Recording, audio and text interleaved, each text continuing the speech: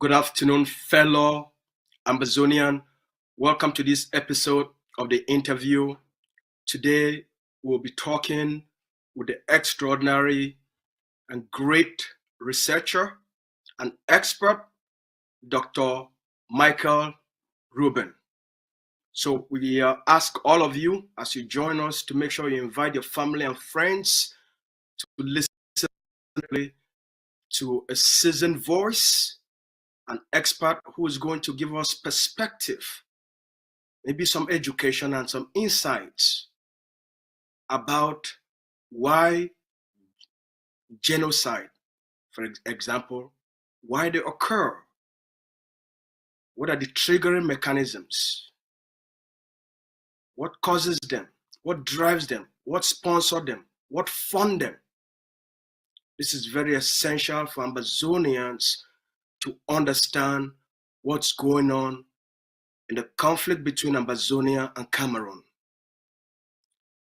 and the underlying influences that are driving, funding, and maybe sponsoring the conflict and probably the genocide on the Ambazonian people.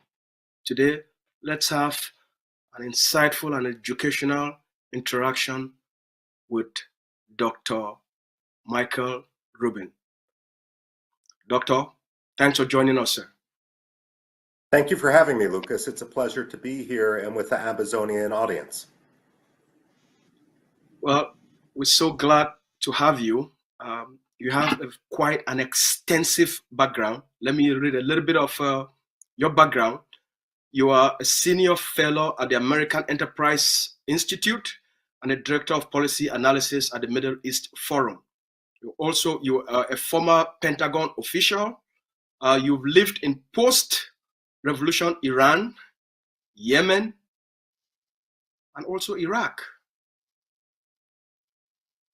You have also spent time with the Taliban before 9/11. Very interesting. For more than a decade, you've taught classes at the C for the Horn of about the Horn of Africa, the Middle East conflict, culture, terrorism, to deployed U.S. Navy and Marine units. Dr. Rubin is the author and co-author and co-editor of several books exploring diplomacy, Iranian history, Arab culture, Kurdish studies, and Shiite politics. Holy smokes. You've been in the most contentious parts of the globe. You've lived in places most people are scared to go there except your special forces. How have you been able to do all of this? Well, thank you very much, Lucas. As you know, there's no better way to learn about a region than to be there. And I should say what's actually not on my biography, but explains a great deal of my interest in Ambazonia, is I used to work extensively in Black churches in Philadelphia, where I grew up, and I was a Congressional Black Caucus Foundation Fellow in the U.S. Congress before my career pulled me a little bit more into the Middle East. But I often, when I go to these locations, will end up interacting not only with government officials, but also with students from a bottom-up approach so that I can understand the ground truth. And my goal, and I'm not in government right now, I'm in a private institute, is to help advise the US government on how to correct US policy, especially among the voiceless. And I should say that the institute where I work, American Enterprise Institute, is a nonprofit. I do not get paid for any of my work with regard to Cameroon or Ambazonia. I'm not a lobbyist. My salary is there to just call things as I see it. But I want to make that clear for the audience that no one is paying me or telling me what to say. I'm doing this because this is what myself as an individual conclude. And this is what I advise the US government when I have the opportunity to. First of all, we want to thank you. You've traveled, you've had a very long flight. You just came back from India. That was last night. And for you, a few hours later, you're conducting this interview. This means a lot to us. We're very grateful. Our people are very grateful. You have something very important and very special that will be worthy for our people to pay very close attention. You've written an article that is alarming in the first place, but it's also very exposing. You wrote an article about the Rwanda, the causes of it, the triggers of it, but you also made a correlation, you drew a parallel between that genocide and the conflict in Ambazonia. Here are some of the things you said in your article before we get started. You said the anti-Tutsi genocide in Rwanda was not spontaneous. You quoted Mr. Robert Muse, a respectful Washington lawyer who made an extensive research travel. You said the French trained and encouraged some of the worst elements known to advance the plan for the Hutus to slaughter Tutsi. French soldiers even mounted checkpoints. The French, after the genocide have started, even spun a cynical narrative blaming the Tutsis for provoking the genocide. This is like saying the Jews provoke the Holocaust. Help us, give us a background of that research, the article, what you found, the empirical evidence, and what first of all made you to write this article in the first place. Well, thank you very much. I'm a historian by training, and so I spend a lot of time in the archives and among other historians. And I also, while I've only been to Cameroon once, just in the airport in Douala, so I've never really been in the country. I do spend a lot of time in the Democratic Republic of Congo, the Central African Republic, Rwanda, and the Horn of Africa, as well as places like Mali and Burkina Faso. So when I'm coming to this region, although I hope one day to come to a free Ambazonia and a free Cameroon once Paul Biya dies, and that can't happen soon enough. At 92 years old, he shouldn't be a dictator anymore. Cameroonians, not just Ambazonia, Cameroonians deserve better as well. The point of this is that when it comes to the anti-Tutsi genocide in Rwanda, it's now been more than 30 years. And so many of the documents surrounding it in Paris, in the Quai d'Orsay archives, the archives of the French Foreign Ministry, have been declassified. And what we see is a concern in those documents that Paul Kagame and the Rwandan Patriotic Front were Anglophones, and they wanted to make Rwanda Anglophone. And the French, for the very simple reason of their twisted perception of national honor, that everyone should speak French, decided to help the Hutu extremists. And they did this with the full knowledge. Now, not all Hutus participated in the genocide. There are many moderate Hutus, and they were killed too by the extremists. But for those of you who have seen the images of the anti-Tutsi genocide, you know about the machete-wielding militants at the checkpoints.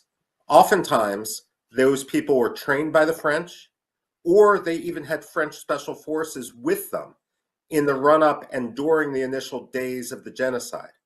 This is now not only undeniable, but last year or 2 years ago when this was exposed, Emmanuel Macron, the president of France, flew to Kigali to meet President Paul Kagame, and he apologized for the French role. Now, I would say that apology is insincere if we see much the same behavior from France today. And you know what? It's not just in Rwanda where people are tired of French cynicism, and it's not just in Ambazonia and Cameroon, where the 1972 abrogation of federalism was nothing short of illegal. We see people, Africans, reacting to the cynicism of the French in Mali, in Burkina Faso. The French need to come to terms with their own history, and they need to come to terms with justice and the illegality of some of the dictators like Paul Biya, whom they're relying upon. The French have relied on Paul Biya for decades, but again, he's 92 years old. He's going to die. And not only people in Ambazonia, also in people in Cameroon want nothing other than the dictator to be gone, and they associate the French with that dictatorship. So tell us, what role does the French policy to make sure Rwanda becomes Francophonized, influenced, drove, triggered, sponsored the Rwandan the genocide in Rwanda? Look, because I mean, the archival documents, the archival documents show that was the whole reason for the genocide. The French wanted to rely on the Hutus because because of Belgian colonialism, were more French-speaking, and many of the Tutsis were not. That was enough. That language discrimination, that ethnic discrimination, was enough to drive French policy. At the same time, the French like a compliant dictator. Why? Because the French like to loot resources. We saw this in the Central African Republic. Rwanda didn't have as many resources, but Ambazonia does. Cameroon does, and that's why the French now rely on Paul Biya. And that's why, the same reasons as Rwanda, that's why they really are encouraging the perpetration of genocide in Ambazonia. Now, the difference between Rwanda and Cameroon is in Ambazonia, the problem is the abrogation of federalism in 1972. The problem is that in the original referendum, people didn't have an option to become independent. That the people in Ambazonia don't want to take over all of Cameroon. So I see a resolution, if the French would correct their policy, as being even easier in the future than in Rwanda, simply because in this area, the history devolves. The people of Ambazonia don't want to take over much of Cameroon. They only want their own homeland. And you said here clearly that the prime motivator for the French president at the time, Francois Mitterrand, was antagonism to the Tutsi for seeking to be Anglophones. The French policymakers, the policymaker class, sought to preserve Francophone even at the cost of genocide. Sir, is this the same policy Mr. Biya and the French are using in their war against the Ambazonian people in order to turn Ambazonia into a French type of a French type of a conquered territory, or is it something different? What is the underlying motivator of Biya's war on the Ambazonian people? The answer to that is yes. The French are doing this because of a twisted pride in Francophonie, but they're also doing this because they see themselves still as colonial masters of Africa. Countries like Cameroon may have become independent, but in the French mind, they're still second-class countries. France doesn't treat them as equals. And so from the French perspective, it's not simply a matter of controlling Paul Biya, but the problem is also that they don't want any country that is primarily English speaking, they see as a threat to their influence. And they don't understand that this sort of 19th century mentality, this sort of mercantile driven colonial policy is the reason why across the Sahel, people are turning to Russia or to other countries, and why the French are hemorrhaging influence. You know, this past August, I traveled to North Kivu in the Democratic Republic of Congo, where M23 is now fighting the Congolese government. And in the portions of North Kivu I was arriving at, some people spoke French, many people spoke English as well, and it is one of the main reasons why the French are supporting the Congolese dictator, Felix Tshisekedi, even though he's been a complete failure and has the aspiration to become like Robert Mugabe or Paul Biya. The fact of the matter is, the French may say one thing about human rights when they're sitting in Europe, the Norwegians too, who have arrested your president, but they say another thing, and there's an inherent racism when they look at Africa and how their policy is driven in Africa. Help us understand, besides the language issue, which France wants to make sure it secures in Ambazonia.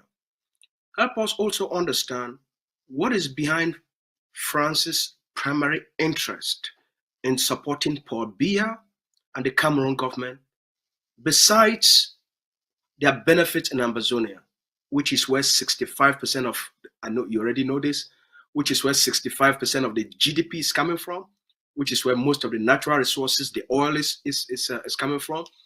Help us to understand what else is driving this French hatred or interest.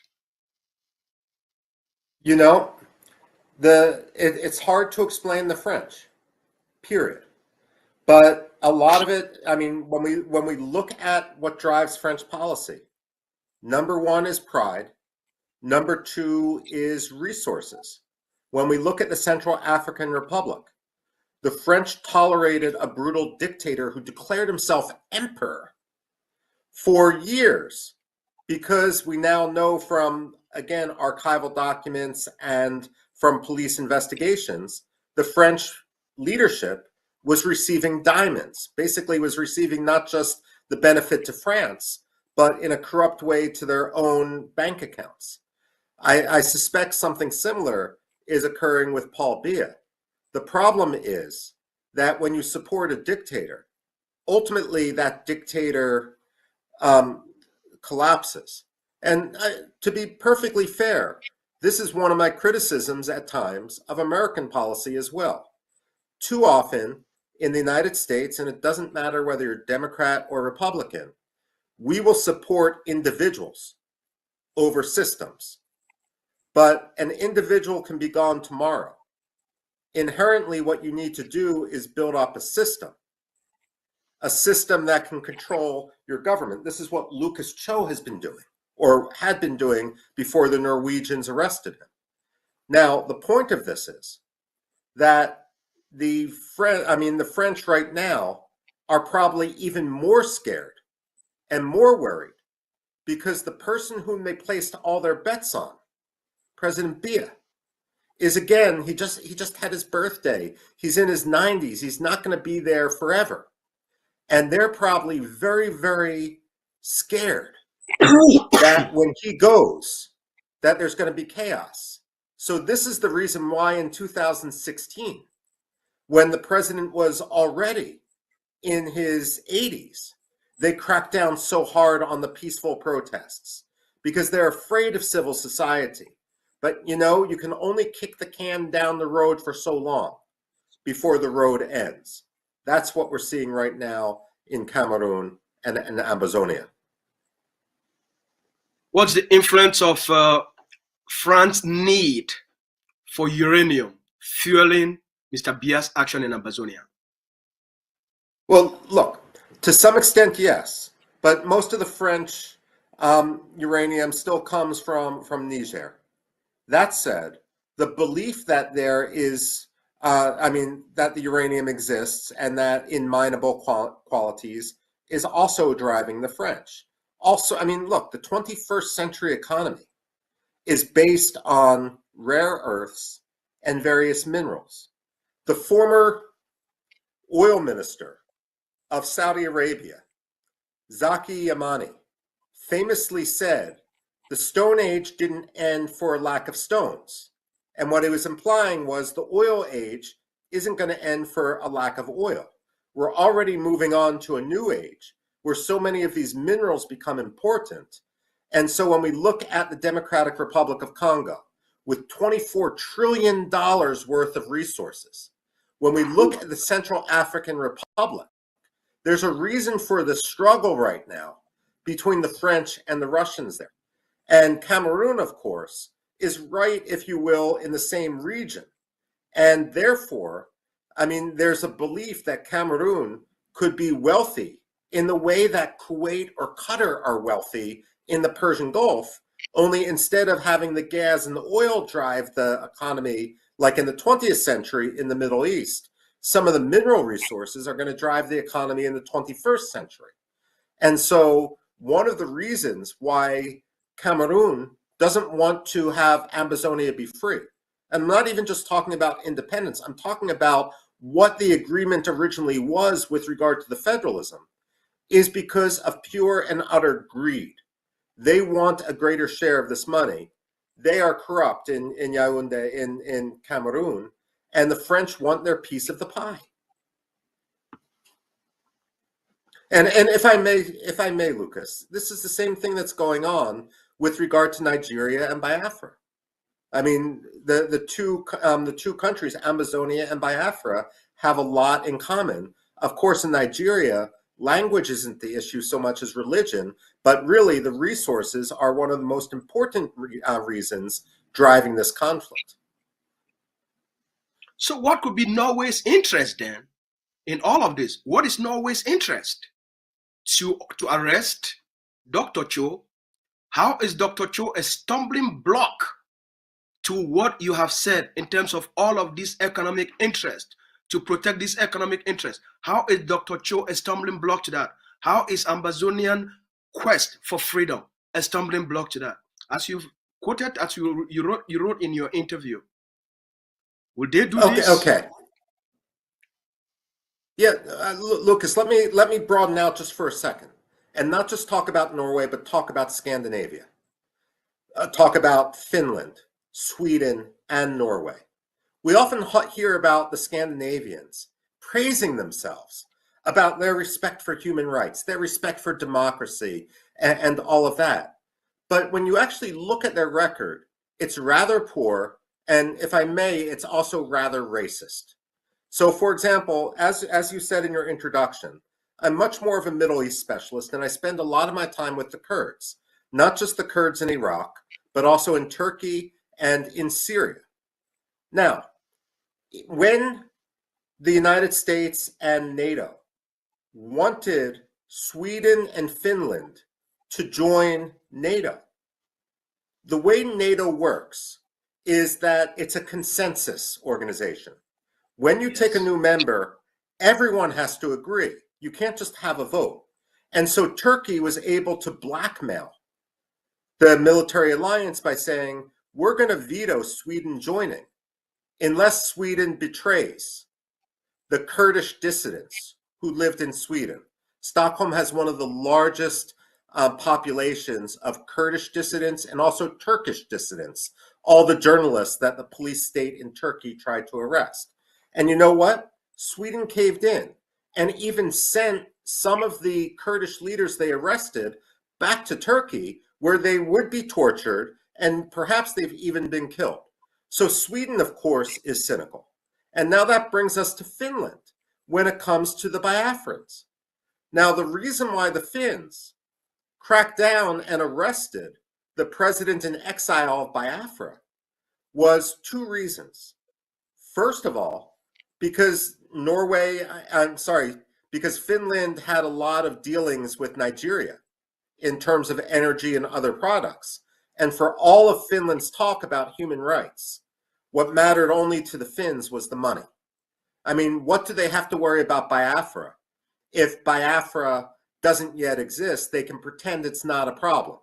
But in reality, by siding with the Nigerian government, they're actually encouraging the genocide in Biafra, because the government of Nigeria looks at the cynicism of Finland and concludes that they literally can get away with murder.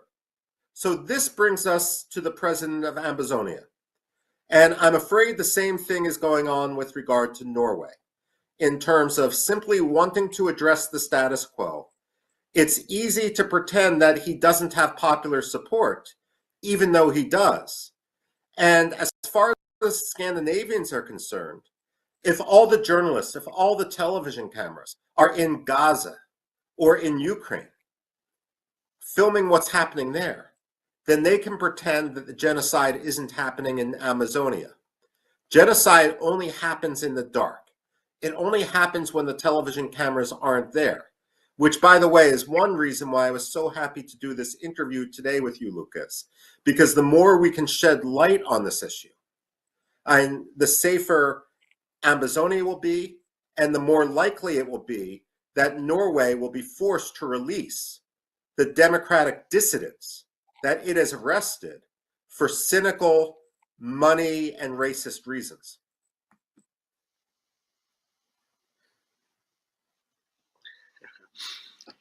Only you, with your expertise, your research, can shed light on these issues. And our people are listening, they're watching, they're paying very close attention to your expertise, your voice of truth, your honesty, and your transparency. Let's move to Cameroon. Is it possible at the age of 92 for Mr. Biya to hold another 7-year term in office? He will be 99 years old. Why are they holding this election? Honestly, I don't think it will be possible for him to continue to hold on to power. And let's face it, most 92-year-olds simply don't live another 7 years. But let's also be honest here, that the problem isn't just Ambazonia and Paul Biya's attitude towards Amazonia. The problem is also Paul Biya's stewardship of Cameroon itself. And when I interact with Cameroonians in the United States, I don't hear a difference of opinion between those from Ambazonia who speak English and those from the rest of Cameroon who speak French. The fact of the matter is, Paul Biya victimizes everyone. And in the future, if Ambazonia is going to be free, and if Ambazonia is going to prosper, it's got to live at peace with the rest of Cameroon, hopefully under a government in Cameroon that is at peace with itself and its independent neighbors like Ambazonia. So the point here is that everyone suffers under Paul Biya. The last thing I would point out, Lucas, is that every Democrat wakes up in the morning, every Democratic president wakes up in the morning and knows when his term in office is going to be over. Every dictator wakes up in the morning thinking that today could be his last day. And I'm sure that's going to be going on in the mind of Paul Biya as well. And today very well could be his last day. And so it's crucial, not only for the people of Ambazonia, but also for the people of Cameroon, to plan the next steps as soon as Paul Biya is dead and in the ground.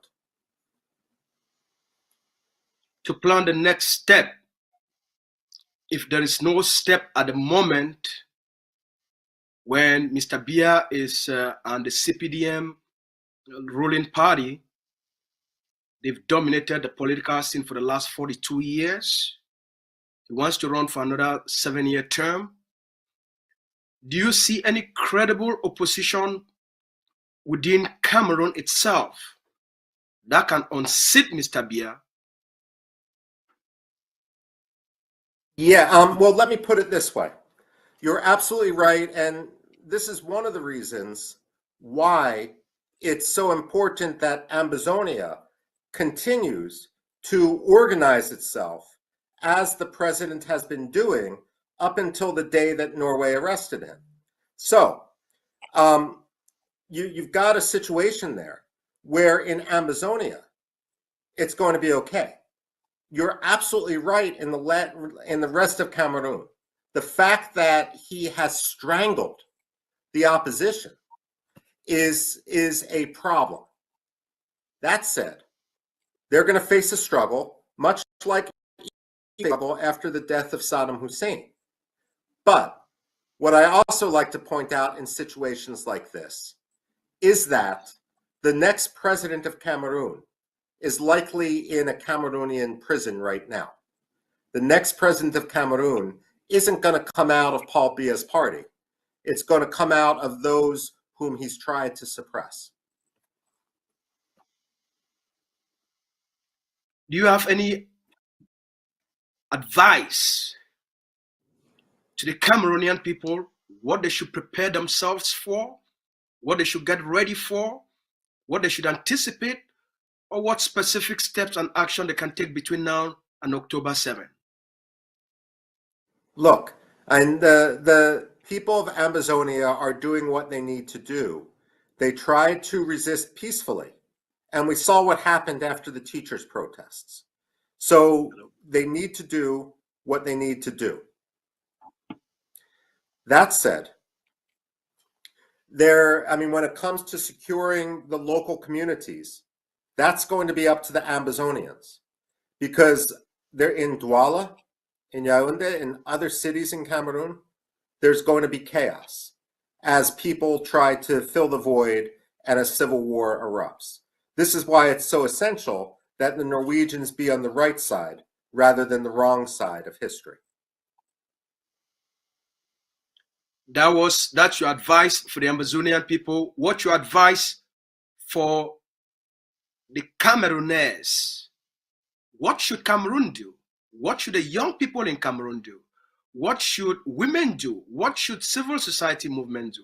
What should political opposition party do in Cameroon in anticipation of the chaos? Well, first of all, perhaps Cameroon's greatest export has always been its people, simply because Paul Biya is like President Isaias in Eritrea. Just an incompetent brute who cares nothing about his people and only about himself, who treats his country as a country of slaves. So it's going to be very, very difficult for them. But the diaspora community, especially in France, should be protesting every day in front of the Quai d'Orsay in order to make clear that Paul Biya isn't their leader, isn't their local leader, isn't their legitimate leader. In Cameroon itself, there is no magic formula, because look, I can sit here outside of Washington, D.C. and pretend that I have the answers, but I'm not facing Paul Biya's secret police. I'm not facing a prison term or torture in Douala. The fact of the matter is, I can say what I want and Paul Biya can't do a damn thing to me. So I have it easy. But if I were living in Cameroon, it's a very different situation. So they also need to ensure and be lobbying right now across Europe, in the United States, wherever they are, for the aid and the assistance to come in and for the legitimacy to be denied for any new dictator. Cameroon is one of the most brutal dictatorships in Africa and one of the most brutal dictatorships on earth. And the African people deserve much better. There's no reason. Look, African solutions for African problems. So why shouldn't Cameroon be like Botswana or Namibia or South Africa? Why shouldn't it be a country that thrives? And the fact of the matter is, the Cameroonian people have the human capital to do this. It's just going to take the removal of the dictator Paul Biya, and that can't come soon enough.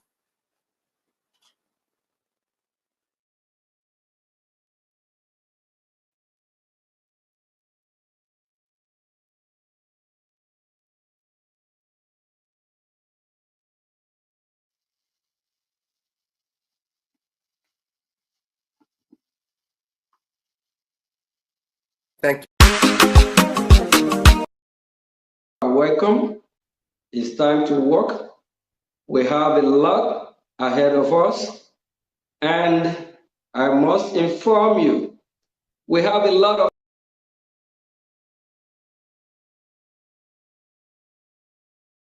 enemies that don't want us to succeed.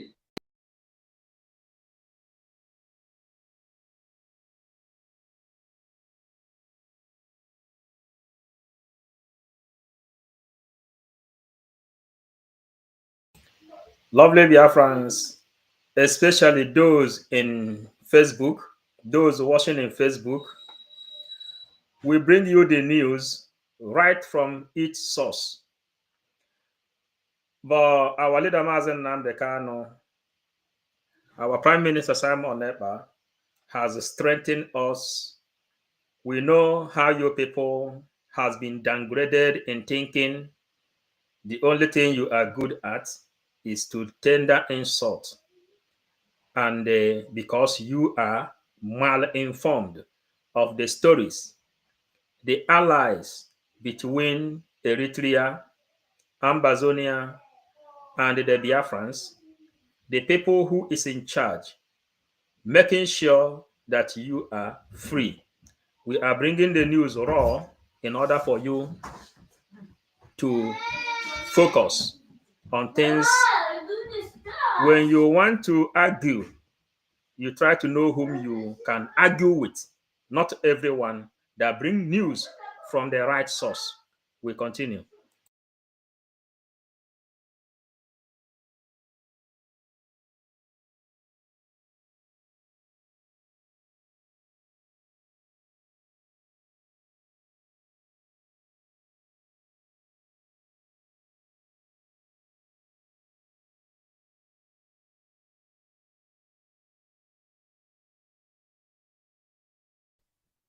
Buckle up your seatbelt, make it happen. We have interviewed you, we know what you're up to, we know your capacity, we know that all the duly elected honorable ministers will bring something positive to the table. And the Biafran people are watching. They are seeing how everything is now playing out. And I believe they are proud that they have a government. As I said again, put on your seatbelt, buckle up. We have a lot of enemies. We have a lot of mountains to climb. Don't think that the journey is easy, but with your help and how you buckle up your seatbelt, the journey of 100 days will turn into a day. You are all welcome. And fellow Biafrans, we promise we will do our best, govern with the best of our ability to bring everything to the table that can hesitate our freedom. When I say our freedom, Biafra is already clear. I mean our total freedom from the hand of the terrorist country called Nigeria. And we know the reason why they'll be fighting us. We know the reason why they kidnapped our leader from Kenya against his will. They didn't go through the due process of extraditing. What they did is a crime against humanity. And we know the reason why they call our prime minister to so-called questioning. We know why they are fighting us. Buckle up your seatbelt. It's time to work hard. It's time to serve the Biafran people. At the end, we must surely win. At the end, Biafra must surely be totally restored and free. At the end, we, Biafran people, we will prevail. We move. All hail Biafra. All hail the United States of America.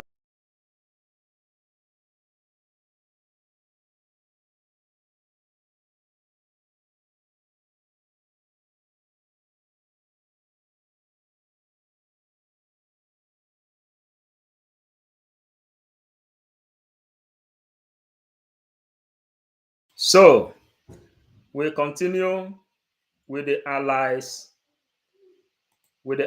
of Ambazonia, chronological history between Ambazonia and the Biafra. It is a delight to be with Mr. Jim Moran, Honorable Congressman. You're welcome to the platform. Thank you very much, Your Excellency. It is a delight to be with you and your colleagues and representatives of the Ambazonian people. I am delighted, honored to be able to play some supportive role in Ambazonia's efforts. So, Biafrans, I don't want to interrupt this program, but as you are watching, the people looking and seeking for their own freedom, the line they are following, and we who stand very strong by the order of our Prime Minister who say, go back to bridge. Remember today, I don't know who has come and clarify herself from the atrocities of Ngozi Odagbeze. Here we continue. It is left for you to make use of your own personal brain as we are proceeding with those who need their own freedom. We continue. We are keeping all our record intact. To free itself from the repression that you are currently experiencing. The leadership of Cameroon that is not representing your interests, and to help bring you to a place where the people you represent can have their own governance, have the ability to speak their own language, to be taught in their own language and culture, and hopefully deliver that result with a minimum of bloodshed and conflict. We all share values, I believe, and those values include peace, respect for human rights, and individual dignity and fair representation. Now, someone who I'm very proud and happy to work with is the gentleman that has introduced me to Ambazonia and its issues. And that's Mr. Elias Gersoulis. Elias is well known in Washington. He's well connected, particularly with people in the State Department and on Capitol Hill. And Elias is my partner. And at this point, I would like to turn it over and introduce you to Mr. Gersoulis. But I appreciate your recognition and the opportunity to address you and those folks that are on this call. Thank you. Thank you.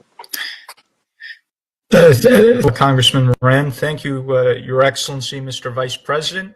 It's an honor to address you and through you, the people of Ambazonia today. This is a great honor for us. We've had the opportunity to represent other pro-democracy and independence movements in the continent of Africa, in particular, as you're aware of, the Biafra Public Government in Exile, which is advocating for the freedom for the people Biafra, which is an independence movement, and also the Eritrean Government in Exile, which is not an independence movement, given that Eritrea is an independent country, but a pro-democracy movement to liberate the country from a 30-year dictatorship. In the case of Ambazonia, you have both a desire for independence, to have your own country where you can govern yourselves, where you can, as Mr. Moran so rightly said, speak your own language, practice your own culture, but also liberation from one of the worst dictatorships in Africa, in the Biya authoritarian regime, which is ruled La République du Cameroun for for decades and has brutally oppressed both the people of Ambazonia and of broader Cameroon in one of the worst anti-Anglophone dictatorships that we've ever seen. And I think you will have, in both myself and Congressman Moran, not just your lobbyists in Washington, but people who are fellow comrades, people who care about your cause, people who understand your issues, and people who will represent you in terms of a broader goal. I think Ambazonia and other movements in Africa, you are the new hopes of Africa in the 21st century. We had in the 1960s independence movements in Africa, which the U.S. supported because the U.S. understood, especially with President John F. Kennedy, that it was the right thing for the United States to help liberate Africa from European colonialism, and also in the strategic interests of the United States. And I think in the 21st century, you, Mr. Vice President, the other leaders represent the new independence leaders of Africa in the 21st century to this time liberate Africa, not necessarily from colonialism, but neocolonialism. And we will be happy to work with you to achieve what I think is both a moral imperative, but also a strategic imperative for the United States. This is both the right thing to do for the U.S. to support Ambazonia, but also in our own strategic interests as well. So this is a win-win situation. We look forward to establishing a close relationship between the United States and Ambazonia. And once we have full understanding and support of the U.S. government, I believe we will have a free and independent Ambazonia because, as I've said publicly before, where the U.S. leads, others follow, right? So I do believe once the U.S. throws its weight behind Ambazonia, and I think we could significantly expedite that process by our direct contacts with the Congress, with the administration, with the think tank community here in Washington, that we can make very significant progress in a short period of time and move towards what we want to achieve, which is a free and independent Ambazonia. So the people of Ambazonia should know that we're with them, that we're their voice in Washington, and we're their fellow comrades. So I want to thank you and say what a delight and an honor it is to be involved in your cause. Thank you so much. Thank you so much, Honorable Moran and Mr. Elias. I just have one more question for each of you before we end this brief introduction of your honorable service to the Ambazonian people. That we will always remain indebted to your call to partner with us to make sure that Ambazonians' aspirations are brought to fruition. So, Mr. Elias, first to you, please, before Honorable Moran. What motivated MGS to partner with Ambazonia and the Ambazonian Governing Council? Yes, what I would say, it was a few factors. It is in the interests of the United States to support the Ambazonian cause, and we felt that we could play a helpful role in facilitating the relationship. We, and myself in particular, have been very involved in Africa, people in the African space, including working with people in the executive branch, the congressional branch.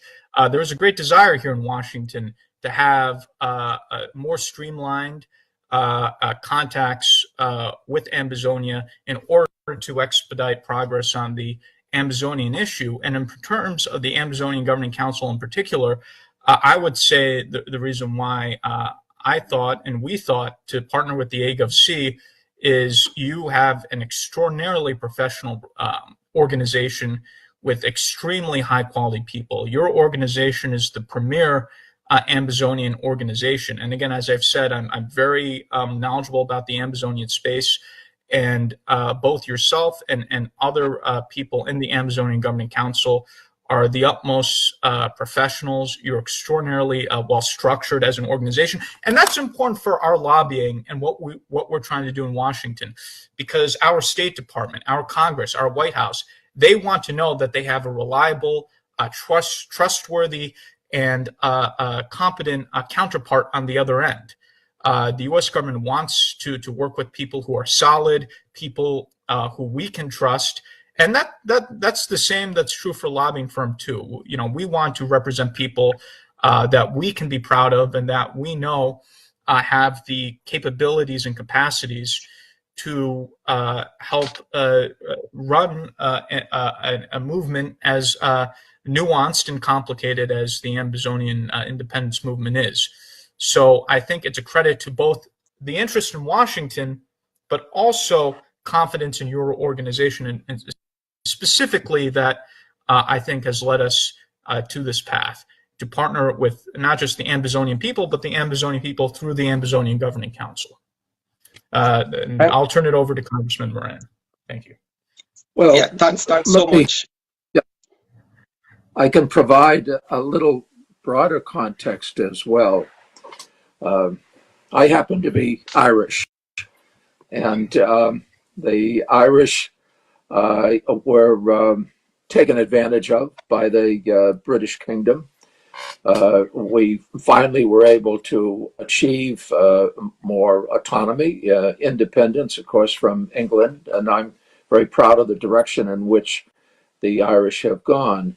But throughout, the Irish have been able to relate to colonial oppression, even though it's been in the northern part of the planet. No continent has suffered more from colonialism than the African continent. And as a result, there is no continent where there is a greater disparity between the human and natural resources of a continent and the actual fulfillment benefiting the people who live there. The African continent has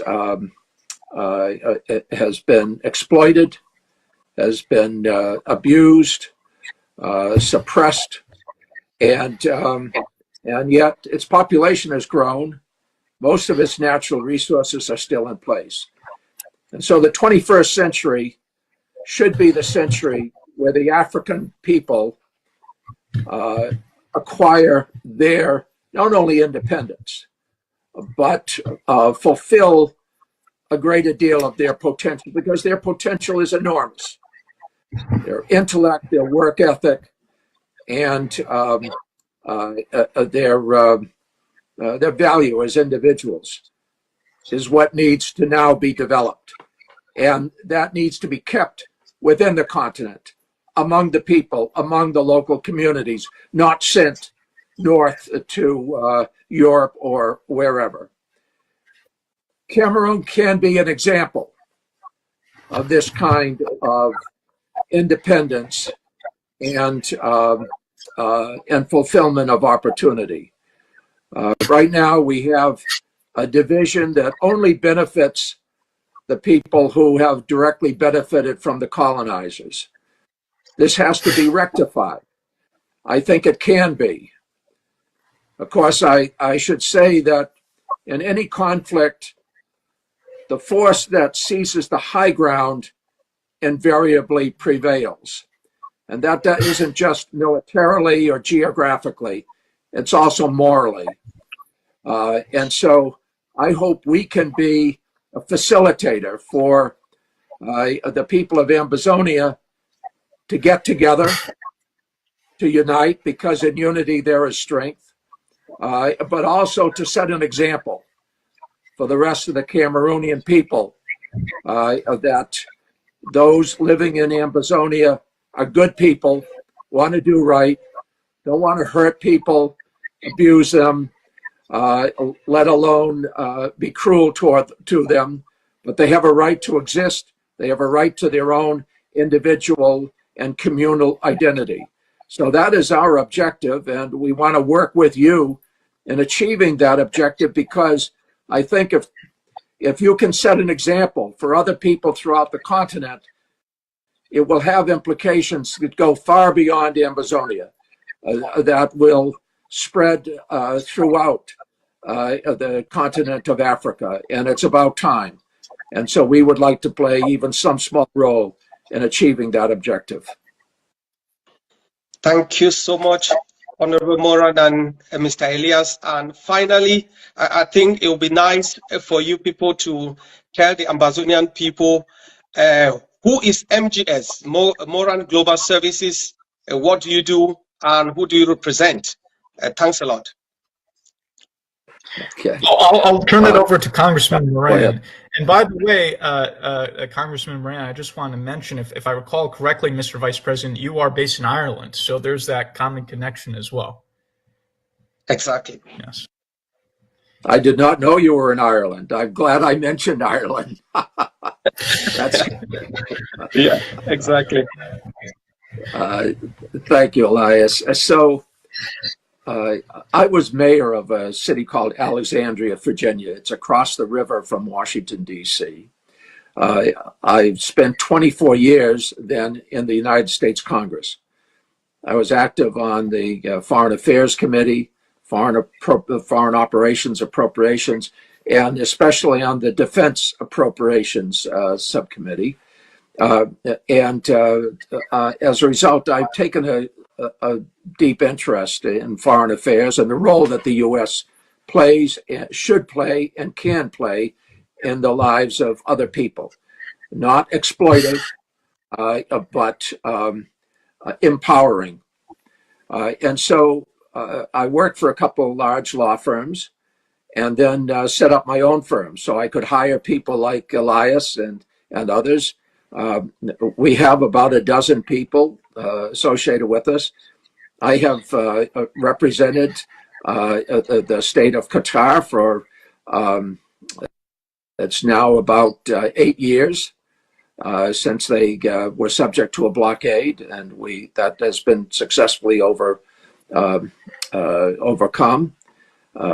Thanks to a strong embassy and good people and doing the right thing. And I'm glad I could play some role in that. I also represent other clients, many of them in the defense sector, General Electric, General Dynamics, General Atomics. I don't represent General Motors, but a lot of other generals. About half a dozen other technology firms, a company called Salesforce, and 20 arts groups in Washington, D.C. So it's a broad-based clientele, but we particularly like to be involved in things that are meaningful so that we can act purposefully. And that's why we're here today, because we hope, we intend to play a supportive role in achieving your common objectives. Thank you so much, Mr. Elias and Honorable Moran. We, the Ambazonian people, and especially the Ambazonian Governing Council, look forward to working with you.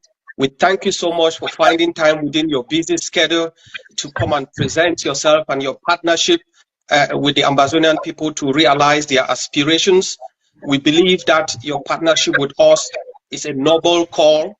It's a call for justice. It's a call for human rights. It's a call for you to stand with the people whose rights, whose identity, whose culture, whose being has been trampled upon for more than 60 years.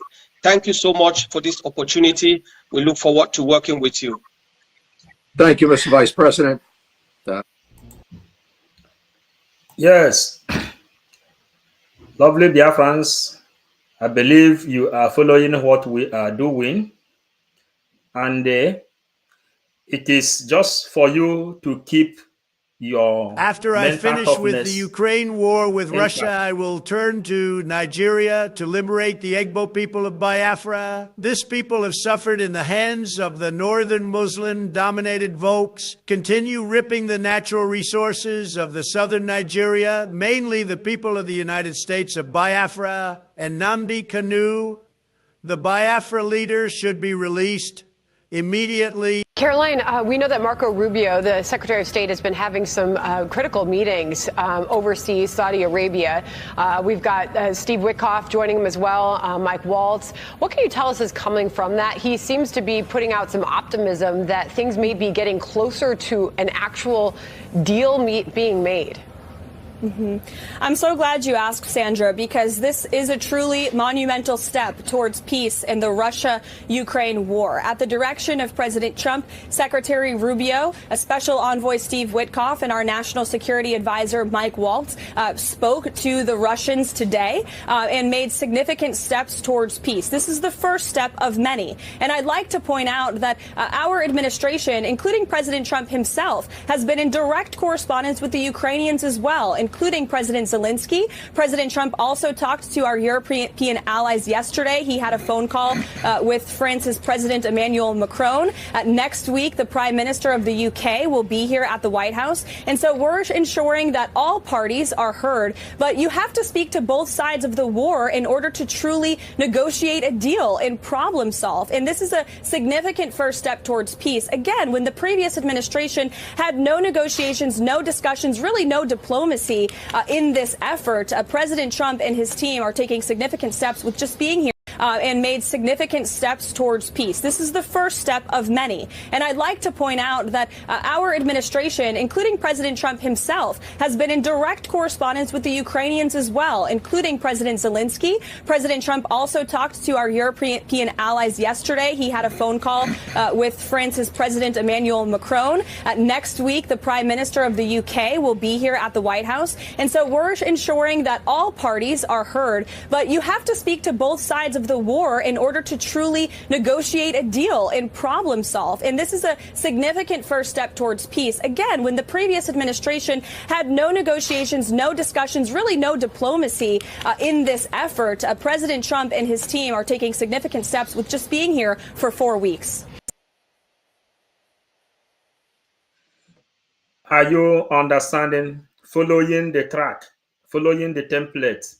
Try to get it. Here now we are just coupling things before we will go to analysis, but this channel is just for critical thinkers, those who have the ability to put 1 and 1 to be 2. This is the same Michael Rubin. This is the same Michael Rubin addressing Eritrea. Then we go. Yes. Dr. Rubin, welcome and thank you for being here. I know you don't have that much time, so we'll jump in and get started. You say the U.S. should openly support regime change in Eritrea. That's pretty. Please, those who is critical thinkers, try to know what we are doing. These people, let me bring it again. Let me bring it well. After I finish with the Ukraine war with Russia, I will turn to Nigeria to liberate the Igbo people of Biafra. This people have suffered in the hands of the northern Muslim-dominated folks, continue ripping the natural resources of the southern Nigeria, mainly the people of the United States of Biafra and Nnamdi Kanu. The Biafra leader should be released immediately. Caroline, we know that Marco Rubio, the Secretary of State, has been having some critical meetings overseas, Saudi Arabia. As you know, many people say this is AI. And whoever that is saying it is AI should make it to be real. But anything this AI is telling you is exactly what is happening. That is what you must know. Now, the Marco Rubin Trump team, they want to make mighty change in Africa. And what Moran Global says, they want to make sure the people they want to liberate in Africa will become a great advantage to America. Listen now, we will go to Eritrea. We've got Steve Witkoff joining him as well, Mike Waltz. What can you tell us is coming from that? He seems to be putting out some optimism that things may be getting closer to an actual deal being made. I'm so glad you asked, Sandra, because this is a truly monumental step towards peace in the Russia-Ukraine war. At the direction of President Trump, Secretary Rubio, a special envoy Steve Witkoff, and our national security advisor Mike Waltz spoke to the Russians today and made significant steps towards peace. This is the first step of many. And I'd like to point out that our administration, including President Trump himself, has been in direct correspondence with the Ukrainians as well, including President Zelensky. President Trump also talked to our European allies yesterday. He had a phone call with France's President Emmanuel Macron. Next week, the Prime Minister of the UK will be here at the White House. Next week, the Prime Minister of the UK will be here at the White House. Next week, the Prime Minister of the UK will be here at the White House. And next week, the Prime Minister of the UK will be here at the White House. Next week, the Prime Minister of the UK will be here at the White House. Next week, the Prime Minister of the UK will be here at the White House. And so we're ensuring that all parties are heard. But you have to speak to both sides of the war in order to truly negotiate a deal and problem solve. And this is a significant first step towards peace. Again, when the previous administration had no negotiations, no discussions, really no diplomacy in this effort, President Trump and his team are taking significant steps with just being here. Pretty bold and direct. What was missing for the U.S. not to have acted in favor of regime change before, and how likely is it now for the new Trump administration to act on your recommendations? Well, I hate to say, one of the reasons why the United States hasn't acted on this is simply because the United States traditionally, both under Republicans and Democrats, too often ignores Africa and African issues. The reason why it's becoming more important now, however, is twofold. Number one, we're coming to the end of Isaias's time in office anyway. I mean, he can avoid elections, but he can't avoid aging. And the fact of the matter is he's already had a stroke and he's coming to the end of his life. So number one, we've got to be prepared. Number two, the human rights situation in Eritrea is grave and growing. Now, some people within the Trump administration and in the United States would say that's Eritrea's problem. It doesn't impact the United States. But there are a number of follow-on effects from the human rights situation as we have it now. And the same networks that provide human trafficking also provide transit for terrorists. And it's the same criminal networks, the same criminal gangs. That's number one. Refugee flows we see can be very destabilizing throughout the region. That's number two. And the third reason is because with the Red Sea becoming increasingly important, the United States can no longer afford to ignore what's happening. Now, personally, I favor the human rights approach. What's happening in Eritrea is tragic, and it's long overdue that the United States act. The fact of the matter is, Eritrea could be the pearl of the region. It could be a fabulously wealthy country for all Eritreans, not just the ruling family. Especially given the education of Eritreans, given the human capital, given the location of Asmara. And there's absolutely no reason why Eritrea can't shine, and the United States should be its partner as it does. Just to go on to the human rights aspect of it, you probably know that Siham Ali, a U.S. citizen, has been jailed by the regime for more than 12 years. She was jailed when she was 15, and 2 U.S. employees also disappeared about 20 years ago. What would it take to have President Trump issue there will be hell to pay warning unless Siham and all U.S. citizens are freed immediately? Could this be a trigger point for the regime change idea that you're advocating? The answer is absolutely yes. We've seen under Trump version 1.0 that Trump, for example, promised to bring down the Turkish economy if they didn't release American pastor Andrew Brunson. And with just a few tariffs on steel, Trump managed to achieve his relief without paying any ransom. The problem, realistically, is that under Isaias, Eritrea has become so poor that there's just very little leverage economically and in terms of sanctions. That said, when we see how the Eritrean royal ruling family steals money and takes it abroad, that really is the point of leverage we have. If we can help the Eritrean people repossess the money which the Isaias and his family have stolen, that is something that, I mean, frankly, Isaias would never want to deal with. He sees himself as a king. He sees himself as an empire, an emperor. He sees himself as someone who should be fabulously wealthy, a billionaire. He doesn't care about his people. So the fact of the matter is, we need to go after Isaias and Isaias personally. In fact, I want to focus on one paragraph in your article where you say, the money Isaias and his cronies have stolen and sent abroad should be identified, seized, and placed in a fund that a provisional Eritrean government can utilize and apply to the country's reconstruction. I mean, great idea. As you know, and as you mentioned earlier, the regime runs various embezzlement schemes. It tripled or quadrupled the foreign revenue currency that it gets by just changing the local currency. No matter how much money you have in the bank, you can only withdraw $300 a month. There is no sign Eritrea's gold revenues have trickled down to benefit the local economy. In fact, Isaias boasts how thoroughly he has destroyed the country and its economy, a hand-to-mouth economy, as he puts it, with contempt. I can go on. So what tools and resources can Eritreans and friends of Eritrea use to find and recover the stolen money, as you put it? Well, you know, this is really the job of the U.S. Treasury Department. Now, too often, when we think about U.S. foreign policy, people think about the U.S. State Department, the equivalent of a Ministry of Foreign Affairs. They think about the Pentagon, the Defense Department. But in reality, some of the most effective actions we see occur with regard to the U.S. Department of the Treasury.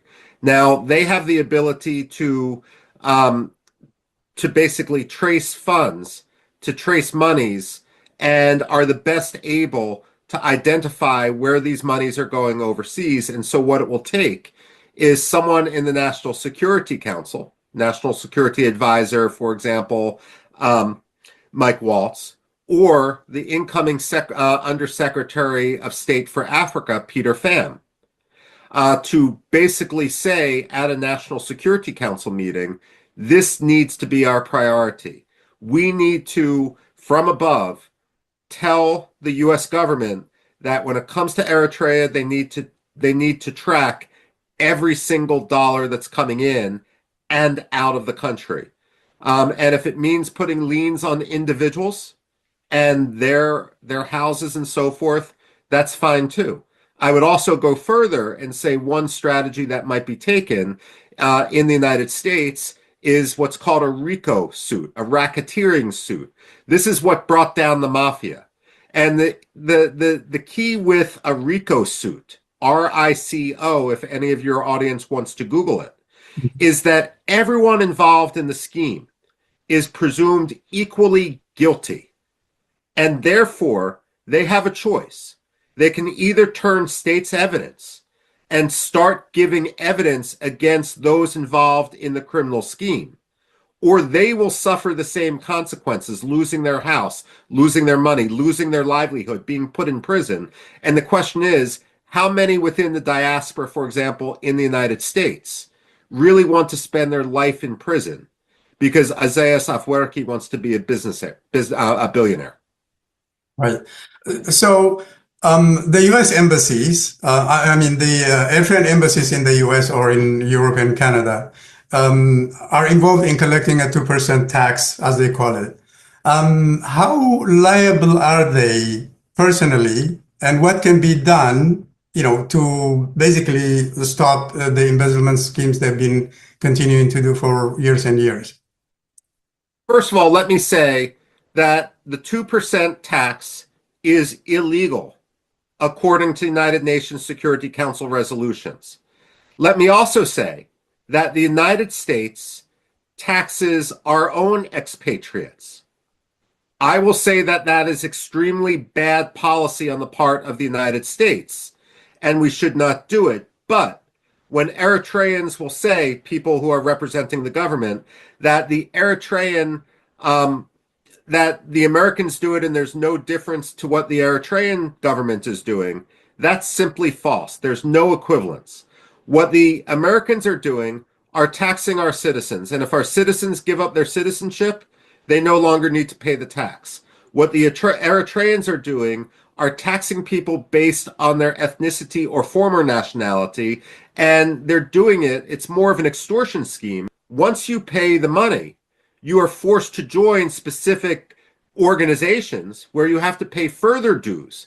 So it's a continuing extortion scheme.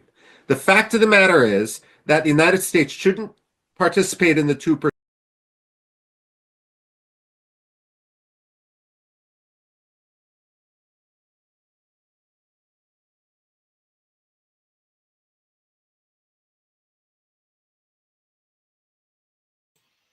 Sorry for that.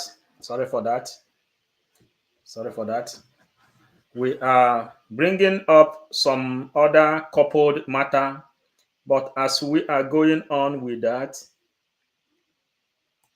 this is the thing that caused me this problem now. But no matter what, I will bring it out so that people will understand that I never why I don't know supported who withdraw. opening or being part of any account opened in Nigeria.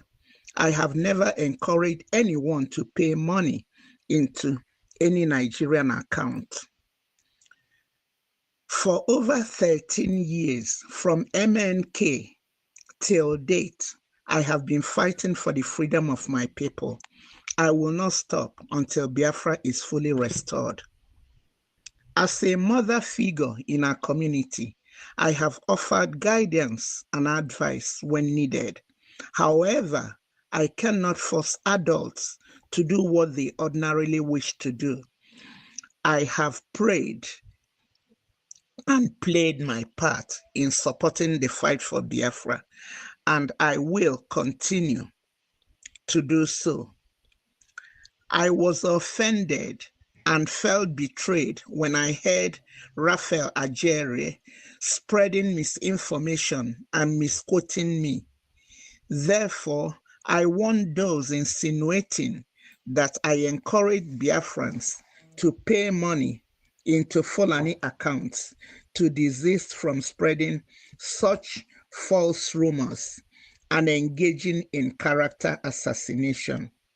Such actions not only create chaos, but also undermine the morale of genuine Biafrans working towards our shared goal.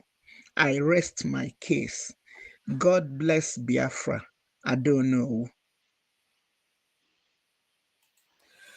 Why do we play this message? You know that I don't know who are one of the people that break away with Ngozi Orabueze. Then I don't know who then found out the secret behind the agenda of Ngozi Orabueze. She withdrew, undermining that many of you are not hearing the outcry of Adado Oramma. I don't know who doesn't want to keep the grudge inside her, and she departed from that atrocities of Ngozi Orabueze. It is quite clear Adado Oramma has a better story concerning how Solomon Nkwocha, Ngozi Orabueze are paying Caterpillar to be destroying our people. But this is not our topic of today. We are here recording what you people should know. What you should know. And Eritrea, now I found what Eritrea,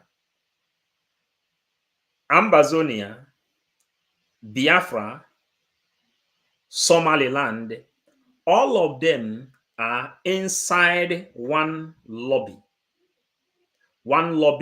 firm. And the only people attacking each other are the Biafrans. Eritreans are together. That is what we are showing you. Ambazonians are together. That is what we are showing you. Somaliland are together. That is what we are showing you. And all the people you are seeing are the speakers. And our acting Prime Minister, Ogenkere, said more than 100% of congressmen in the Justice Department has already agreed that Biafra will be free. So we continue. The deposits where they maybe in Chinese or Russian banks or something like that. Look, I mean, honestly, it's quite difficult, but we've seen cases where this has occurred before.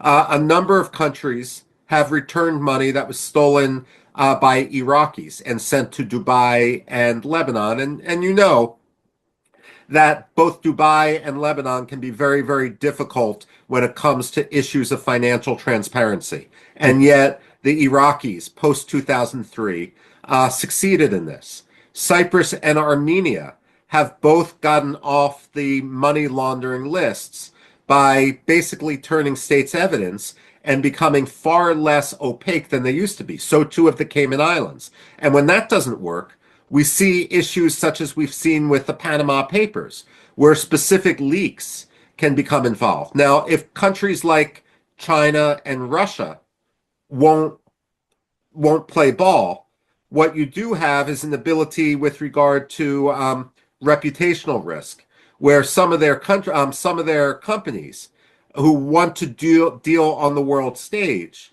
are going to be very reticent to be tied to this sort of scheme. The question then becomes for the Russians or the Chinese, would you rather hide Azayas's money, or would you rather do business with the rest of the world, but you can't do both? That's how the U.S. Treasury Department works. That's how financial sanctions work.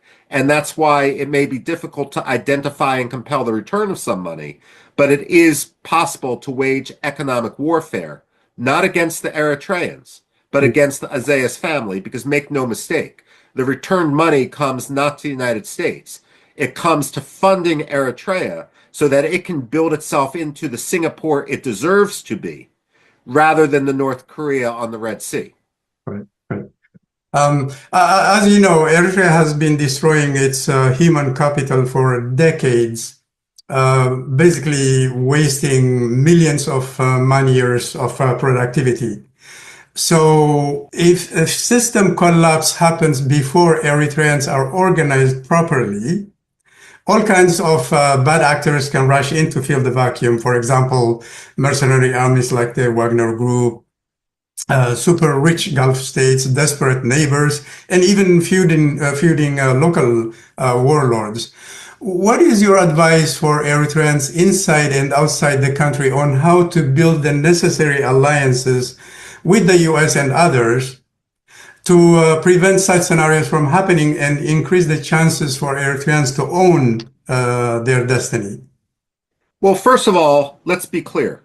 Eritrea is not alone.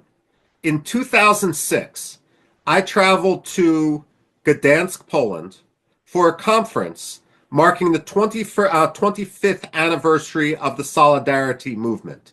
Lech Walesa, who had gone from a labor leader in opposition to being the president of Poland, was there. So too were Cubans, Zimbabweans, and all sorts of peoples from other countries, both those which have had successful democratic revolutions and those that had yet to do so at the time. And what they were all talking about was lessons learned. So, for example, when the change comes, we know this, and we've seen this with Syria. When the change comes, it's going to come much faster than anyone expects, whether it's Isaias and his family or whether it's the Eritrean people. And it's important now to actually form the networks so that you can fill the vacuums, so that you can think not only about the evils of Isaias Afwerki and why he deserves to hang from the gallows, but instead talk about how you are going to repair the education system, how you're going to repair commerce, how you're going to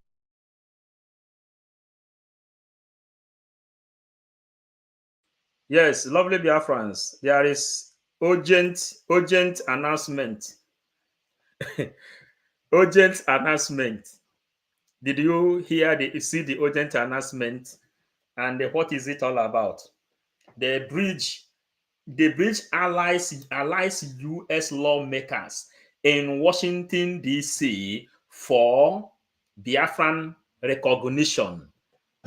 Ogenkere. It's just like a magic. We are here colliding all that is searching for liberation in Africa, Eritrea, Ambazonia, Biafra, Somaliland.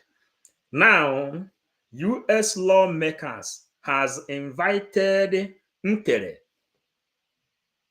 for recognition. Are you seeing it?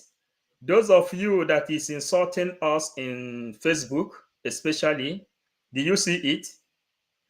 Bridge allies U.S. lawmakers in Washington, D.C. for Biafran recognition.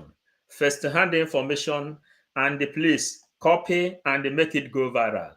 This is not a matter of shouting and Ngozi Orabueze insulting people.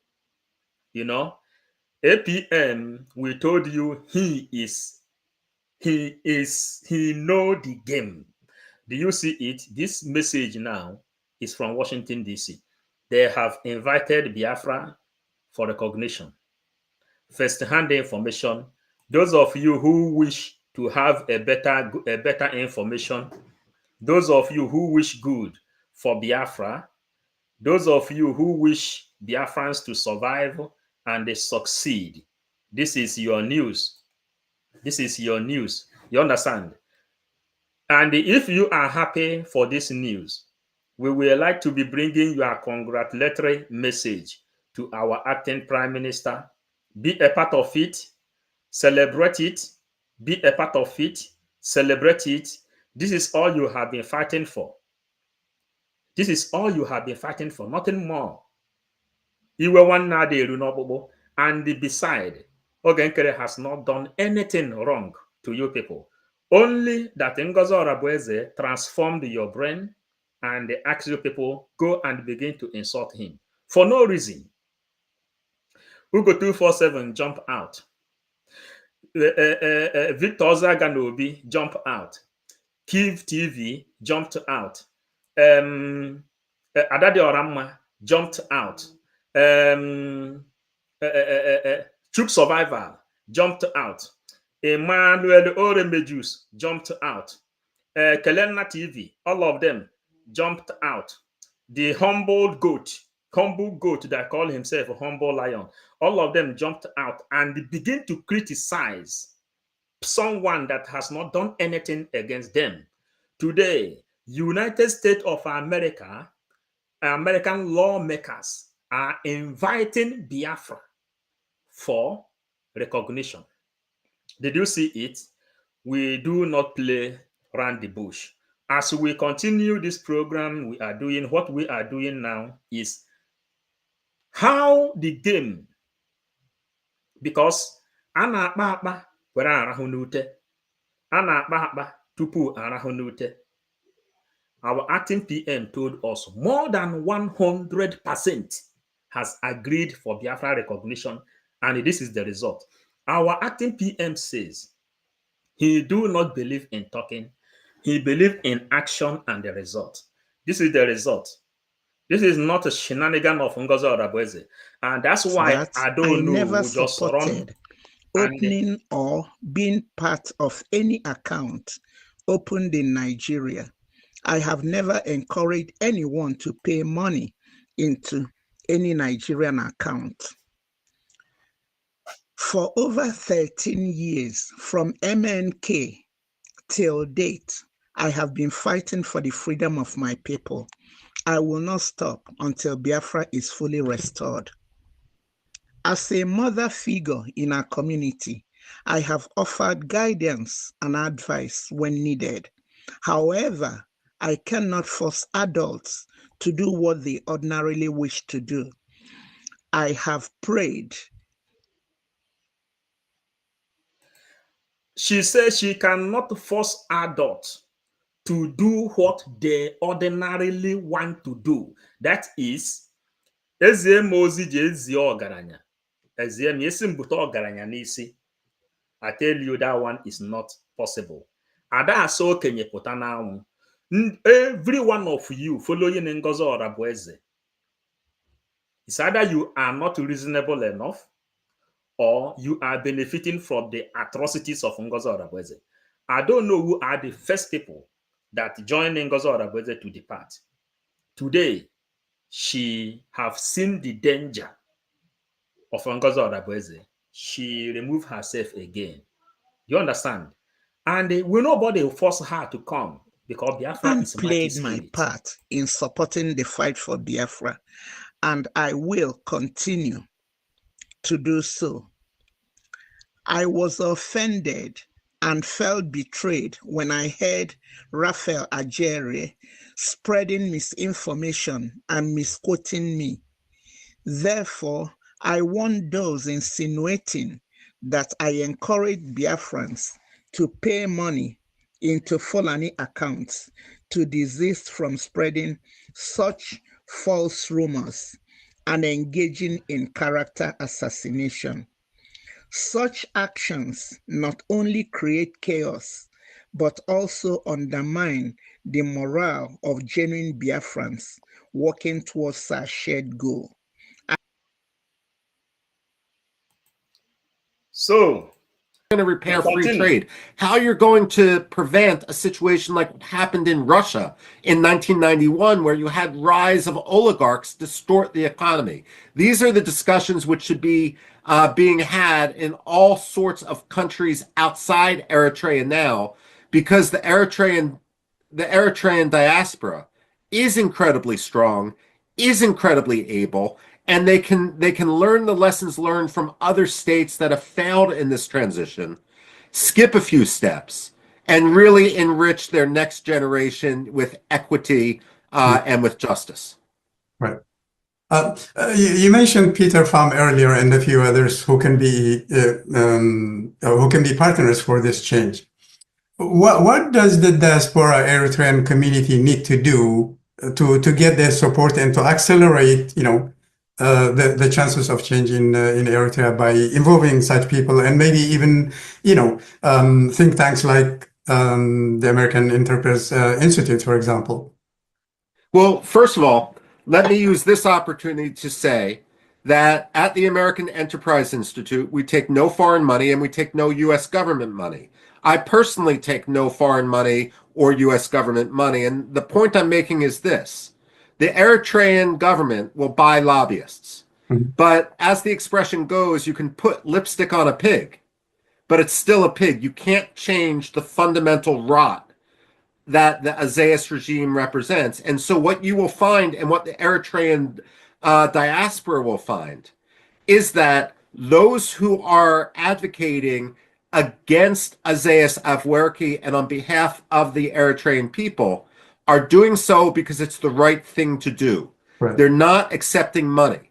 Whereas those who are lobbying on behalf of Azayas or his troll armies are doing it because they're doing it for cash. They're selling out their nationhood for the sake of a flat screen TV. It's absolutely shameful.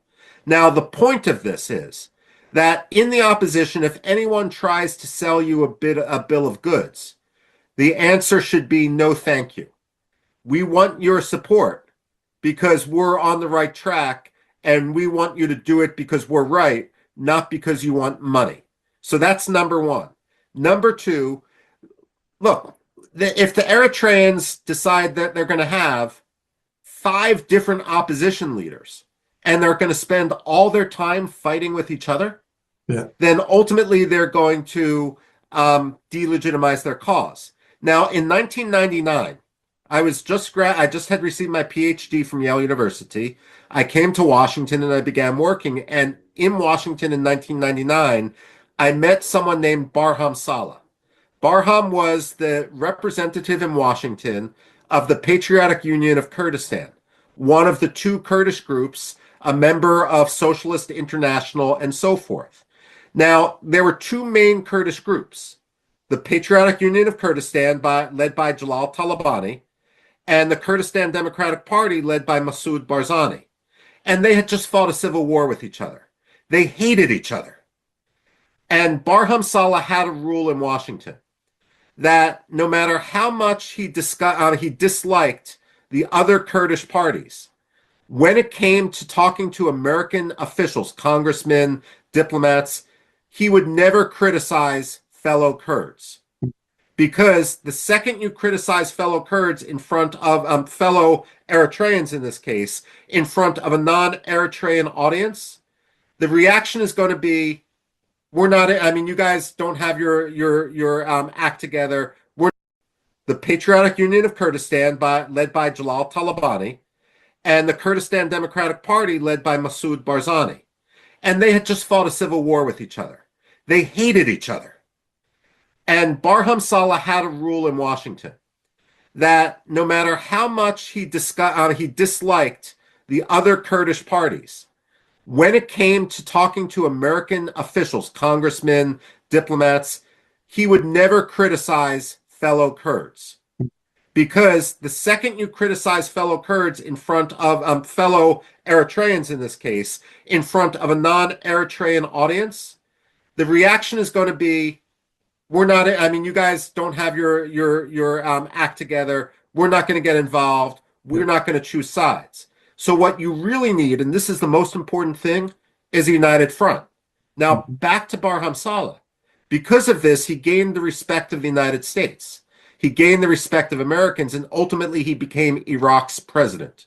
Because he understood that there's a place for domestic politics, and there's a place for nationalism. And in the halls of Congress, that's not the place for Eritrean domestic politics. So when Eritreans lobby, let's have the different opposition leaders do this. Not seek to delegitimize each other, but they should compete to see who can gain the most followers by being positive and by making Eritrea's case and by giving a clear view of the future. The other thing the Eritreans need to do is, look, it's an easy thing to say, Eritrea needs regime change. I mean, and in my article I said that, but I also tried to go beyond. Yeah. Because when you go to the U.S. Congress, you know that you have the congressmen, of course, but most of the staff members are in their 20s, and they're the ones you need to convince. The same thing is true with many diplomats who are in their 30s or 40s. What you need to do is not just tell them we need change, but tell them this is how you are going to make change. These are the names of the people who you have to have the Treasury Department investigate. These are the properties who we know are held by illicit corporations, which are really shell companies for Isaias Afwerki and his kids. These are the banks that you need to sanction. And if you go in with that plan, you would be shocked at how fast the United States will come on board. You need to do the research for the American congressmen. And that's where the opposition figures can really come in. And here I'm talking to you about the U.S. Congress because I'm sitting in Washington, D.C., but the same thing is true in Brussels. The same thing is true elsewhere in the world. The fact of the matter is, when we talk about African solutions for African problems, what we need is not a police state as an African solution. We need a situation like Botswana, a thriving democracy, or Namibia, a thriving economy. That's the sort of vision which we should have when it comes to Eritrea. No, thank you for making that very clear and strong point. I appreciate that. So, Dr. Rubin, just to expand the scope a bit, Somaliland has been a refreshing example of relative stability in this very volatile Horn of Africa, which is ironic since it's not even a sovereign nation. A couple of things. What lessons can we learn from Somaliland? And do you see scenarios where Somaliland can pursue the Taiwan path by attracting powerful allies who can help guarantee its security? Well, look, when you look at the history of Somaliland, all your audience remembers what happened in Somalia proper upon the collapse of Said Barre, the dictator. And I mean, that was the era of Black Hawk Down. That's when you had various groupings start fighting, especially in Jubaland, in Mogadishu, even in Puntland and so forth. What basically happened in Somaliland was this. The business community was a bit separate from the political community. And the business community, and in the case of Somaliland, we're basically just talking about charcoal and livestock at the time back in 1991. They basically locked the clan leaders and the political leaders in a room and said, we don't want to happen here what happened to the rest of Somalia. So you need to come out with a compact. And it took several days, but they eventually came to an agreement, and it's been, I mean, there's problems in Somaliland, of course, but compared to the Puntland or the rest of Somalia, it's an oasis of security, stability. It's attracted businesses, the second largest Coca-Cola bottling plant in Africa, major airlines, not just the local airlines like Dalu. And let's not also forget about the Habshir and some of the money transfer companies, which are worth, Telesom, which are worth billions of dollars, quite literally. So they've had a fantastic transition. They've also dealt with the fact that, look, because Somaliland didn't get foreign aid because much of it was either stolen by Mogadishu or it wasn't given in the first place because it's not, as you said, a recognized sovereign state. You haven't had the ability for dysfunctional corruption to take root. When you're basically funding yourself from customs revenues from the Wajala border post with Ethiopia, then what you basically have is not enough money to steal. And that too can be refreshing. So the important thing with Eritrea is to have the diaspora invest rather than simply say we need to flood this country with money. Too much money too quickly can do more harm than good. But again, this is where the investing community comes in. This is where the diaspora really comes in. Now, the last thing I would put, ultimately, it's going to be the decision of people in the Horn of Africa and in Somalia and Somaliland to determine what the ultimate fate of Somaliland is. But what I always tell the Somalis in Mogadishu is this. If you want Somaliland to be a part of Somalia, you can't force it to be. You've got to make it want to be. You've got to actually perform better in Mogadishu than you do in Hargeisa, the capital of Somaliland. And so far, Mogadishu hasn't. And look, I mean, the diaspora, the Eritrean diaspora understands this. In the United States, we have mortgages. You can buy a house. You can buy a business with a bank loan and so forth. But in Somaliland, in the Horn of Africa, you rely on your family. You have to put that money down first to buy your house, to buy a business. Why would a Somalilander willingly, after putting that money down, hundreds of thousands of dollars to build a house or a business, why would they risk it all to go back to Mogadishu, which doesn't really have a system of transparency or a rule of law?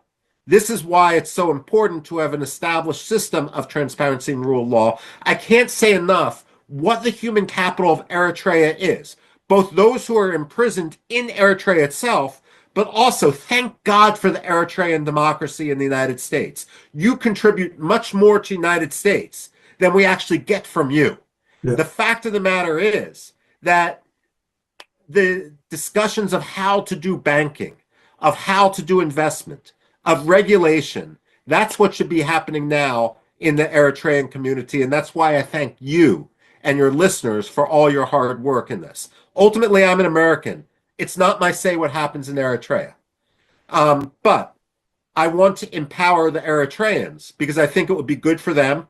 And I think it would be good for the United States to have a democracy in the region, a thriving democracy, rather than a one giant prison camp, which is what Isaias has transferred the country into now. Absolutely, yeah. And finally, Dr. Rubin, the Gulf states, especially UAE, is playing a destructive role in Sudan. Could Ethiopia be next? Given Ethiopia's size and significance in the region, as bad as it is now, things can get worse.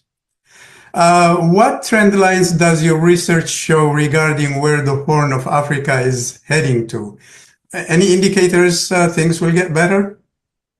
There's an old Soviet joke, actually, about the difference between a Russian optimist and a Russian pessimist. Yeah. The Russian pessimist is the one who said, things have never been so bad. There's war, the economy, health, the environment. They couldn't possibly get worse. And the Russian optimist is the one who said, no, they can always get worse. Unfortunately, we have that sort of dynamic right now in the Horn of Africa. Certain countries, I believe, like Somaliland, whether it's recognized or not, have really decided to take their own fates in their own hands. Yeah. Eritrea will in the future, and it's the right size and it has the right location to thrive if it has the right leadership.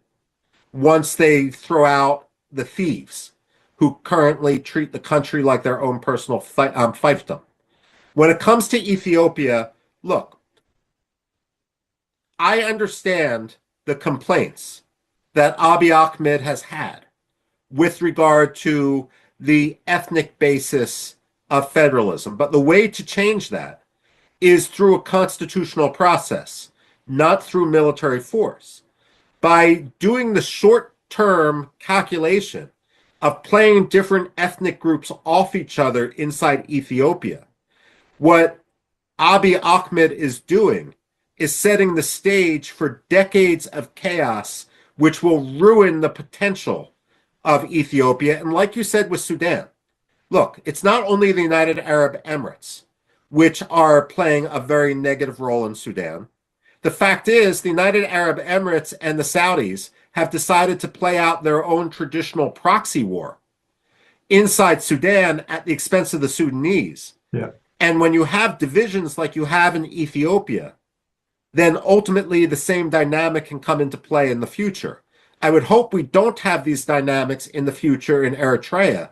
And what I would say is that if you are a true Eritrean nationalist, you would never allow the Russians or the Chinese, or for that matter, the Americans or the Emiratis or the Saudis to dictate to you or to pay you to do their bidding. You should build Eritrea because Eritrea can be a great nation and because it has such great potential. But the second you sell yourselves out as a proxy to someone else, you're betraying the dream for which generations of Eritreans have fought, leading up to Eritrea's independence in 1993, but for decades before that as well, against the Derg.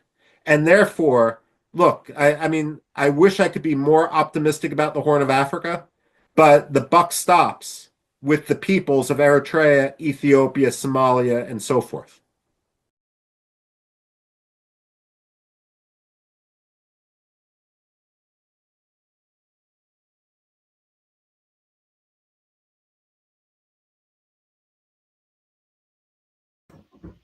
You are following the chronology of this movement.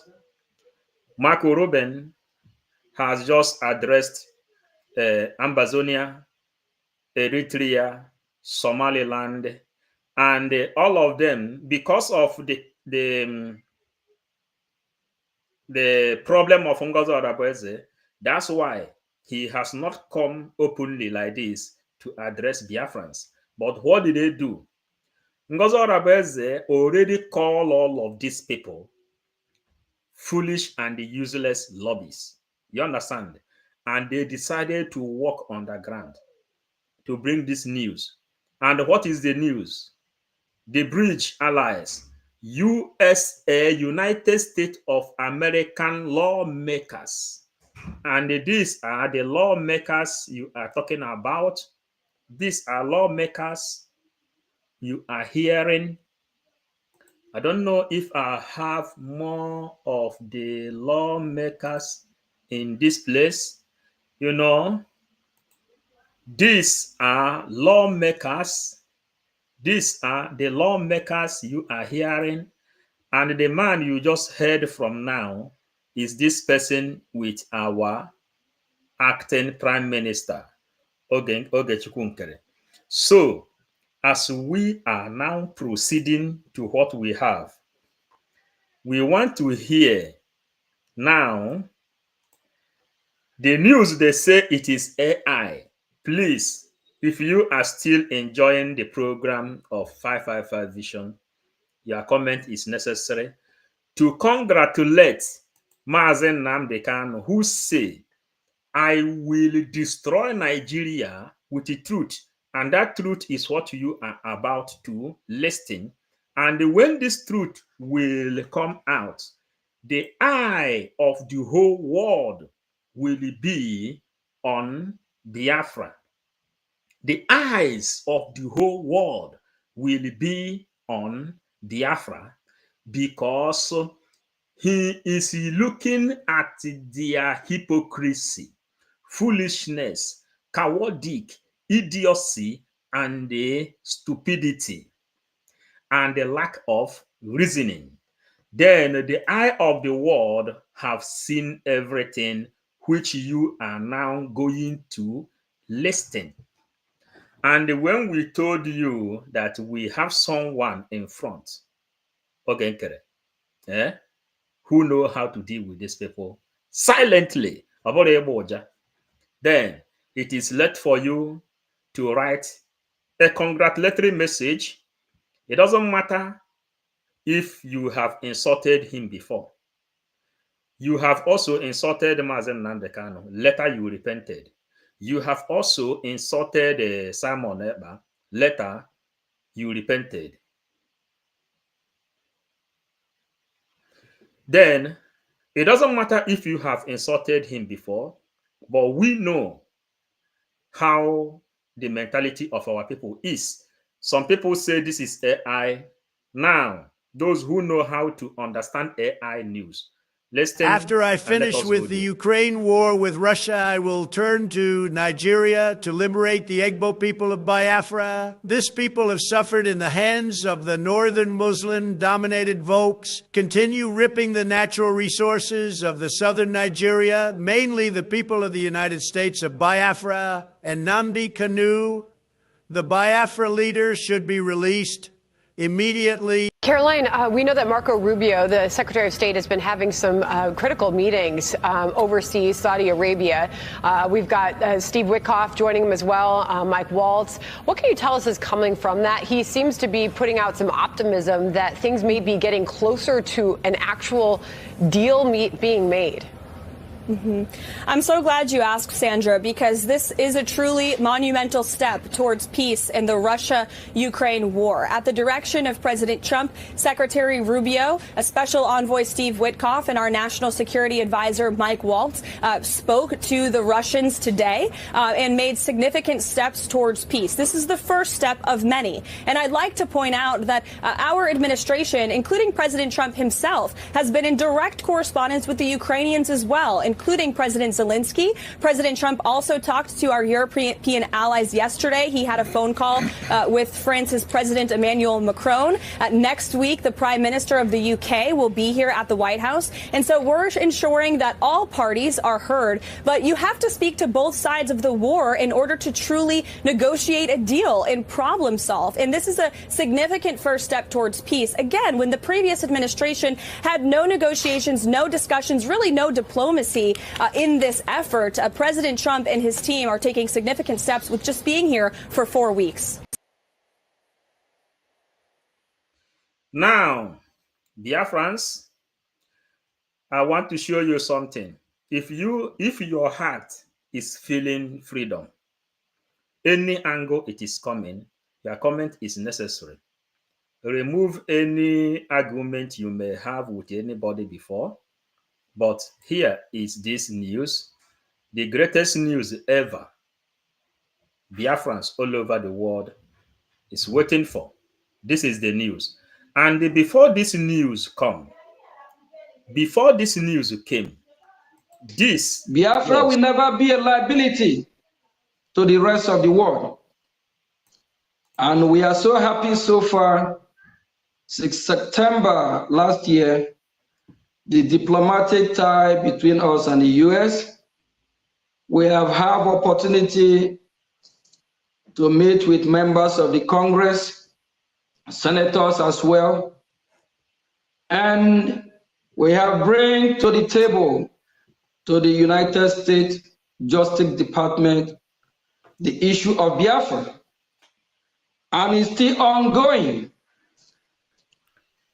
We kicked that off this year from January. We'll be meeting with US Congress, educating especially the ones that have not heard about Biafra, the reason why they should support Biafra. And over 100% of members of Congress that we have had the opportunity to meet, they embrace our cause.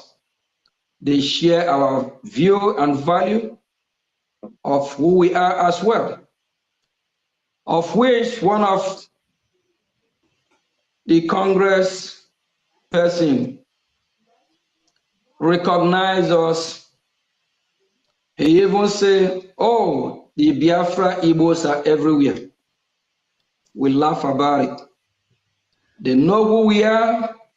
They want us to do what we are doing now.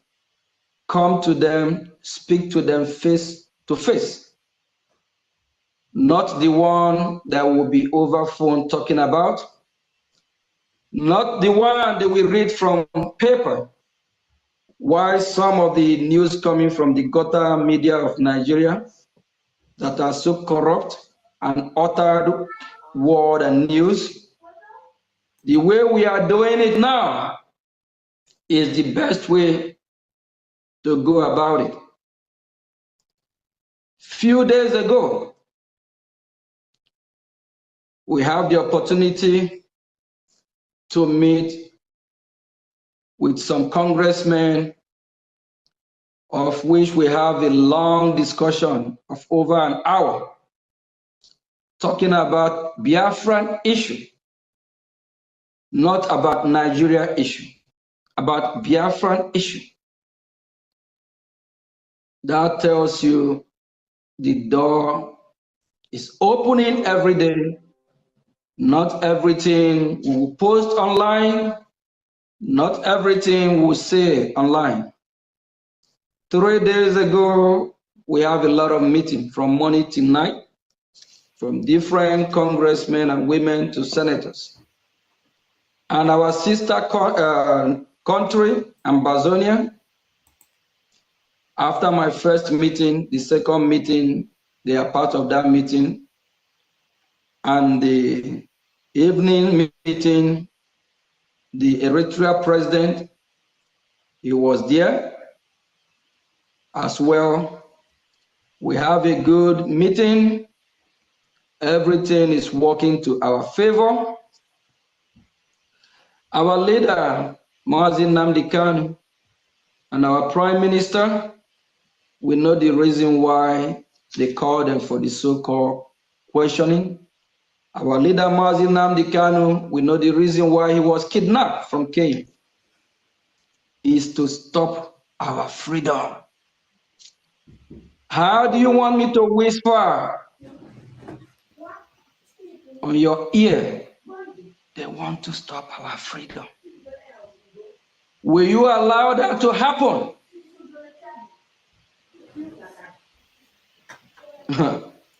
They failed upon arrival. This freedom that we hold so dear, we must be free. Because we know what freedom is all about. Freedom gives joy. Freedom gives peace of mind. When you have peace of mind, if your lifespan is to live to 60, you will live over 100. When you have peace of mind, you will relax, develop, build in your community. These people want to display us, put us in a chaos mood. That is the same reason why they call our prime minister for so-called questioning. To stop our declaration, to stop what we are doing. And Now, Biafra will never be a liability to the. Now, lovely Biafrans, as you are now following this message now clearly from 555 Vision, Biafran Gospel, and the Bible. Now, come together as you always do before they begin to attack us. Listen to Trump again, please. After I finish with the Ukraine war with Russia, I will turn to Nigeria to liberate the Igbo people of Biafra. This people have suffered in the hands of the northern Muslim-dominated folks, continue ripping the natural resources of the southern Nigeria, mainly the people of the United States of Biafra and Nnamdi Kanu. The Biafra leader should be released immediately. Caroline, we know that Marco Rubio, the Biafra leader should be released immediately. Caroline, we know that Marco Rubio. Biafra leader should be released. Biafra leader should be released immediately. Now we come here. Biafra leader.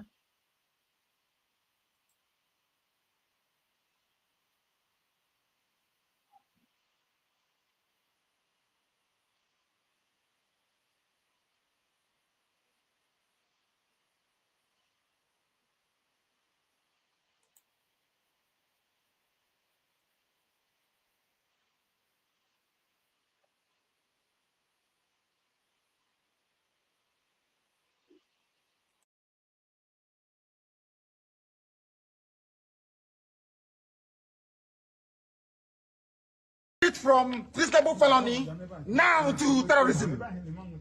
Stop talking when I'm talking.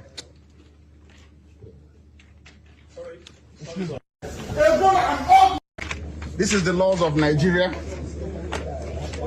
The prosecution, and this court doesn't know the law. That is the fact. Yes. Poor knowledge of the law is killing Nigeria. Poor knowledge of the law, they don't know the law. This is a federal gazetted law of Nigeria that says here that the chief judge of Nigeria cannot tell Binta Nyeko what to do. It's here. It's your law. Just obey it. That is why I do what I do. I agitate for Biafra. I agitate for Biafra, my right to agitate. My right. They turned it from reasonable felony now to terrorism. Stop talking when I'm talking. An old man like this doesn't know the law. You don't know the law.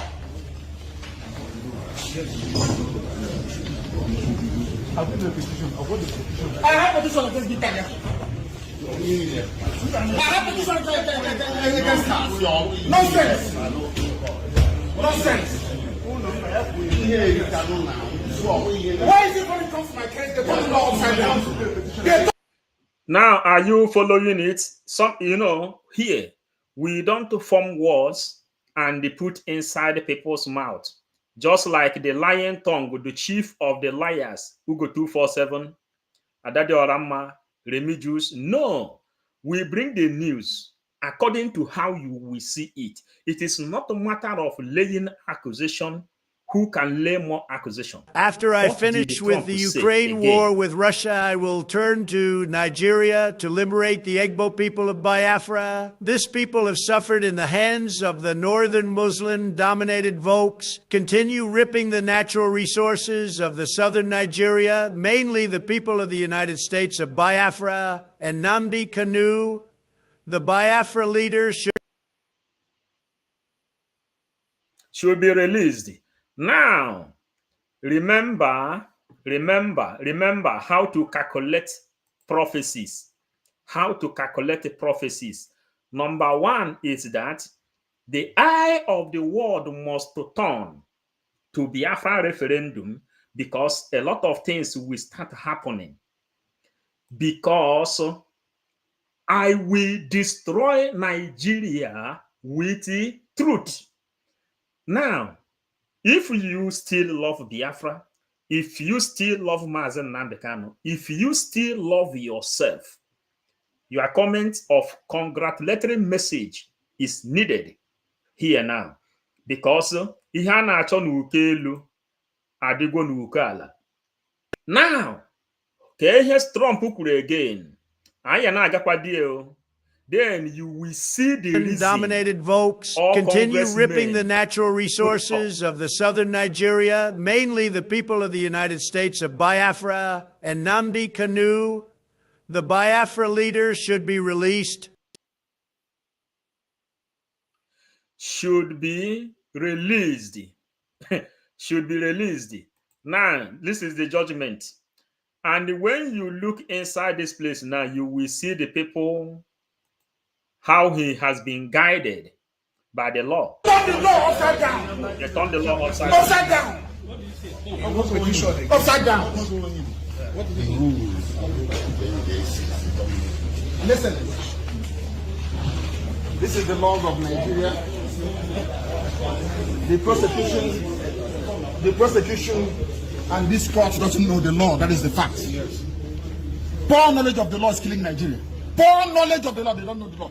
This is a federal gazetted law of Nigeria that says here that the chief judge of Nigeria cannot tell Binta Nyeko what to do. It's here.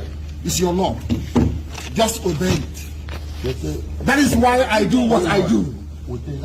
I agitate for Biafra. I agitate for Biafra, my right to agitate. My right. They turned it from treasonable felony now to terrorism. Stop talking when I'm talking. Sorry, sir.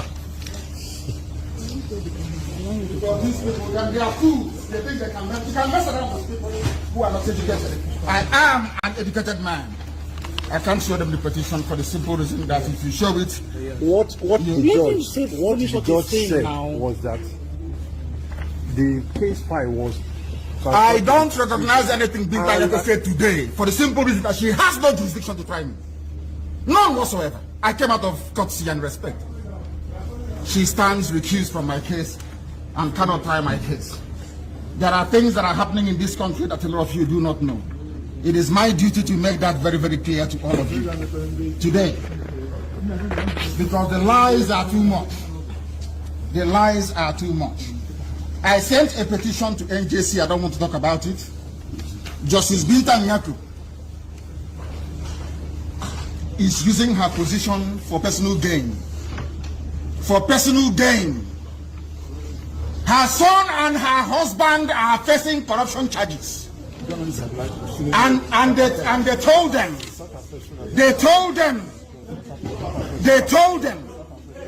that if they convict me, this is what happens.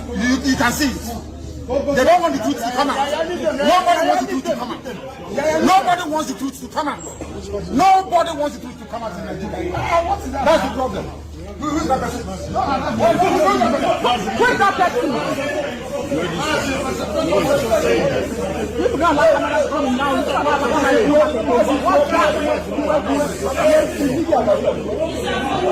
Binta Nyeko's husband and son are facing corruption charges. They sent her to my case so they can release or smoothen the pathway for the husband and the son. Who are the like? They are facing. It doesn't matter if they off it. In a corrupt society, that's what happens. They are very, very corrupt. There is a breach of judicial oath. They have violated the judicial oath. They have shown bias according to Supreme Court. They are biased against me. Supreme Court said so. And that is why what is happening in the judgments and rulings concerning me has been happening. So, disobedience to superior court orders. Supreme Court said you are biased. You are against this man. You should not have revoked his bail. Nigeria went to Kenya and kidnapped him. These things are in the public domain. Why therefore are they insisting on trying me? A court order was entered. In that very court order, it was said very clearly and succinctly that he is no more. No. The group of new fighters has arrived. Ogechukwu Nkere Anyogo has taken the fight down to the end of the earth. The group of new fighters. This is the future of the war, and it is right there on the table. The last bus stop. The new fighters on board. The new fighters on board. The new fighters on board. A calculative event, a calculative action. Now, you have seen the reason why this message came. Those unbelievers. After I finish with the Ukraine war with Russia, I will turn to Nigeria to liberate the Igbo people of Biafra. This people have... After I finish with Ukraine war, and you will see Ukraine here, how it is being settling, and the prime minister of Britain, it has been invited, and all the people that is sponsoring suffered in the hands of the northern Muslim-dominated folks, continue ripping the natural resources of the southern Nigeria, mainly the people of the United States of Biafra and Nnamdi Kanu. The Biafra leader should be released immediately. Caroline, we know that Marco Rubio, the Secretary of State, has been having some critical meetings overseas, Saudi Arabia. We've got Steve Witkoff joining him as well, Mike Waltz. What can you tell us is coming from that? He seems to be putting out some optimism that things may be getting closer to an actual deal being made. I'm so glad you asked, Sandra, because this is a truly monumental step towards peace in the Russia-Ukraine war. At the direction of President Trump, Secretary Rubio, a special envoy Steve Witkoff, and our national security advisor Mike Waltz spoke to the Russians today and made significant steps towards peace. This is the first step of many. And I'd like to point out that our administration, including President Trump himself, has been in direct correspondence with the Ukrainians as well, including President Zelensky. President Trump also talked to our European allies yesterday. He had a phone call with France's President Emmanuel Macron. Next week, the Prime Minister of the UK will be here at the White House. And so we're ensuring that all parties are heard. But you have to speak to both sides of the war in order to truly negotiate a deal and problem solve. And this is a significant first step towards peace. Again, when the previous administration had no negotiations, no discussions, really no diplomacy in this effort, President Trump and his team are taking significant steps with just being here for 4 weeks. Now, are you really following, understanding what is going on? It is not propaganda, facts and the figure. The new fighters on board. And this is the result. This is not laying accusation or lying against people or insulting people like Ngozi Arabeze always do. The new fighters on board. How the new fighters? He did something in my case. I accused him. He was conscious official. I asked him to recuse himself. Why did the chief judge insist I must hear it? He left my case. Okay, listen. If anybody is not happy with this, then you need to go and no, I cannot. Because I have a court order. I have a court order. You have released yourself. I have a court order.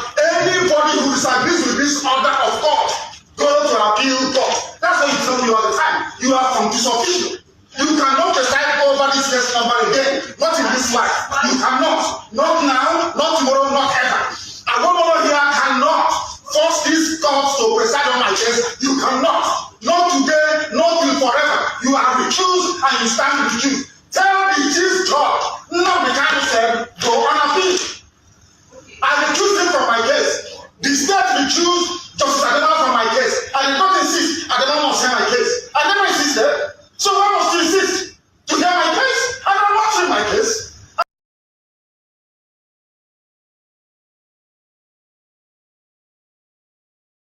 I don't want you in my case.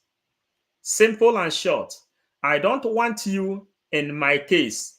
And they are insisting that they must be there. That is why the big bull of Biafra. have taken the This fight. people have Listen suffered to in it the again. hands of the northern Muslim-dominated Volks, continue ripping the natural resources of the southern Nigeria, mainly the people of the United States of Biafra and Nnamdi Kanu. The Biafra leader should be released immediately. Should be released immediately. In case of those who say this is AI, that this is a generated AI, and if you are still doubting the news, then you come here. They tell me that this is AI as well, and it will be AI because you hate Ogenkere, who is leading.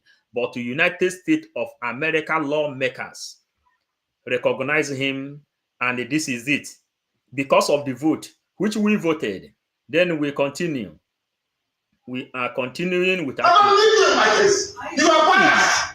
You are biased. You cannot be in my case. I don't know if you do the right thing. A chairman of the board of directors constitution is impropriety. Nowhere in the world is such nonsense done. You cannot be hobnobbing with lawyers, hobnobbing with justices, and you're proceeding a case. It's shameful. Absolutely shameful. Shameful. This is a court of law. This is a shrine to injustice. And I will not subject myself to it. You stand accused and you must take my case. You cannot buy me.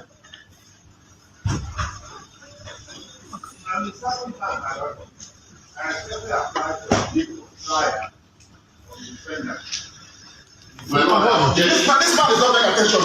There is an order of recusal, and he's a senior advocate for goodness sake. There's an order of recusal. Is that not the rule of law? The law says if you disagree with this, you go on appeal.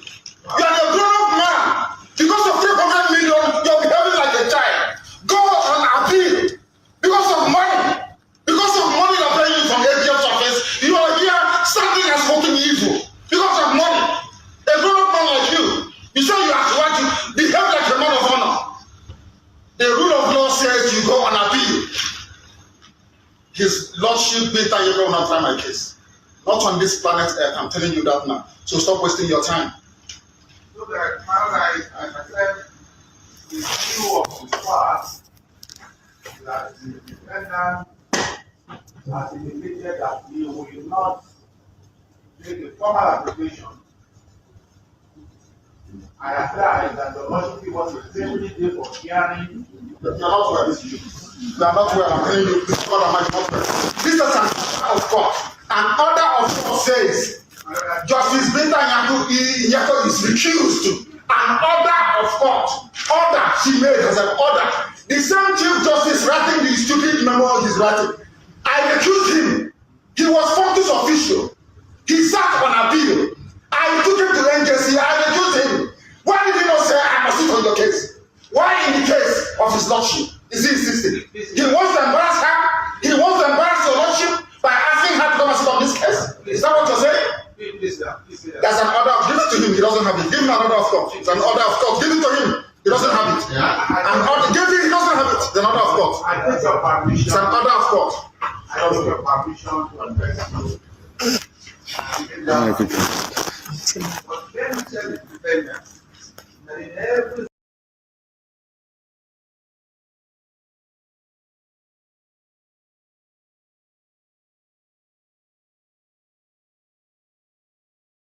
dominated Volks continue ripping the natural resources of the southern Nigeria, mainly the people of the United States of Biafra and Nnamdi Kanu. The Biafra leader should be released.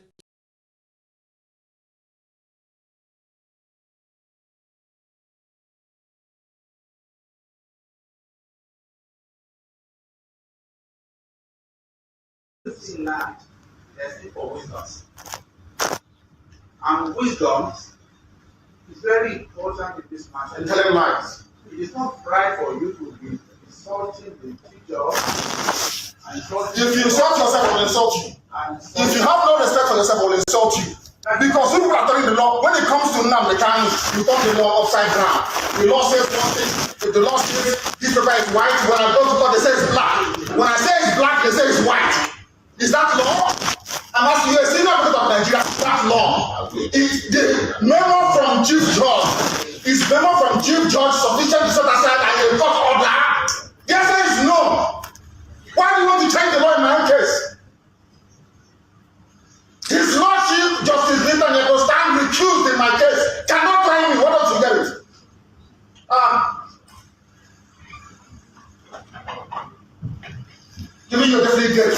fire so you can do your mathematics you always do. People without shame.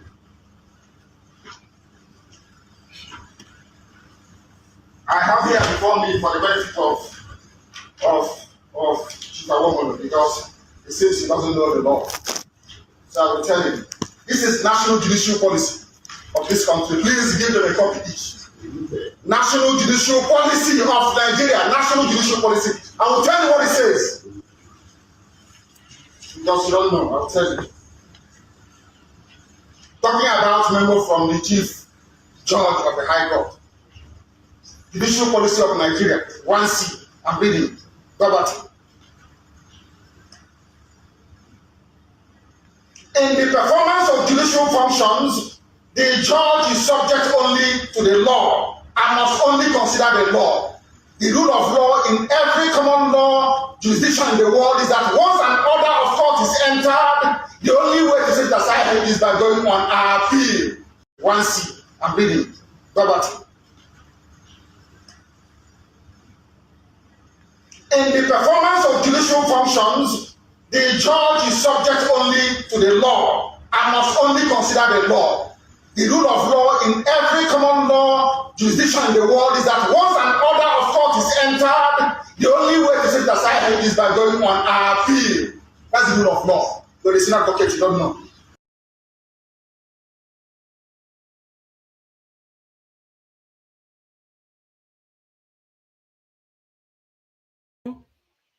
Many of you are following our leader.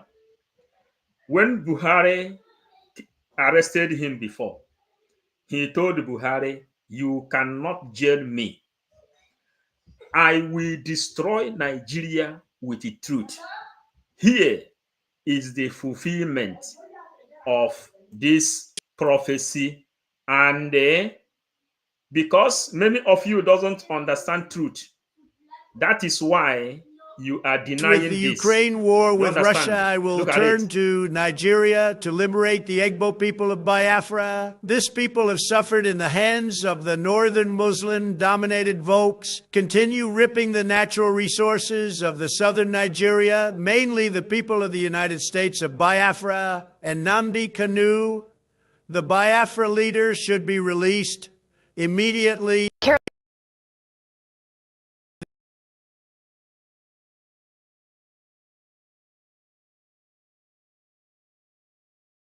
I hope you are getting the message clear. Verbatim. Listen to the verbatim. And here we are stopping in case, because media APM is coming. As of judicial functions, the judge is subject only to the law. Talking about member from the chief judge of the High Court. Judicial policy of Nigeria, 1C, I'm reading, Robert. In the performance of judicial functions, the judge is subject only to the law and must only consider the law. The rule of law in every common law jurisdiction in the world is that once an order of court is entered, the only way to set aside it is by going on appeal. That's the rule of law. But it's not okay, you don't know. I will go to see. A judge must not take or attempt to take orders or instructions of any kind from anyone, even the chief judge, from anybody that may influence his decisions in the performance of judicial function. It means that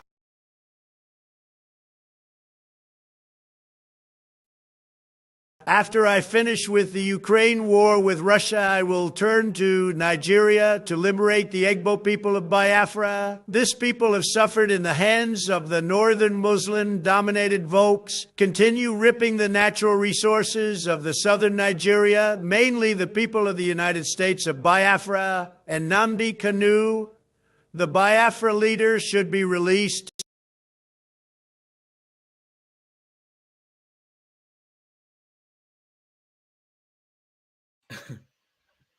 You get it? The Biafran leader should be released.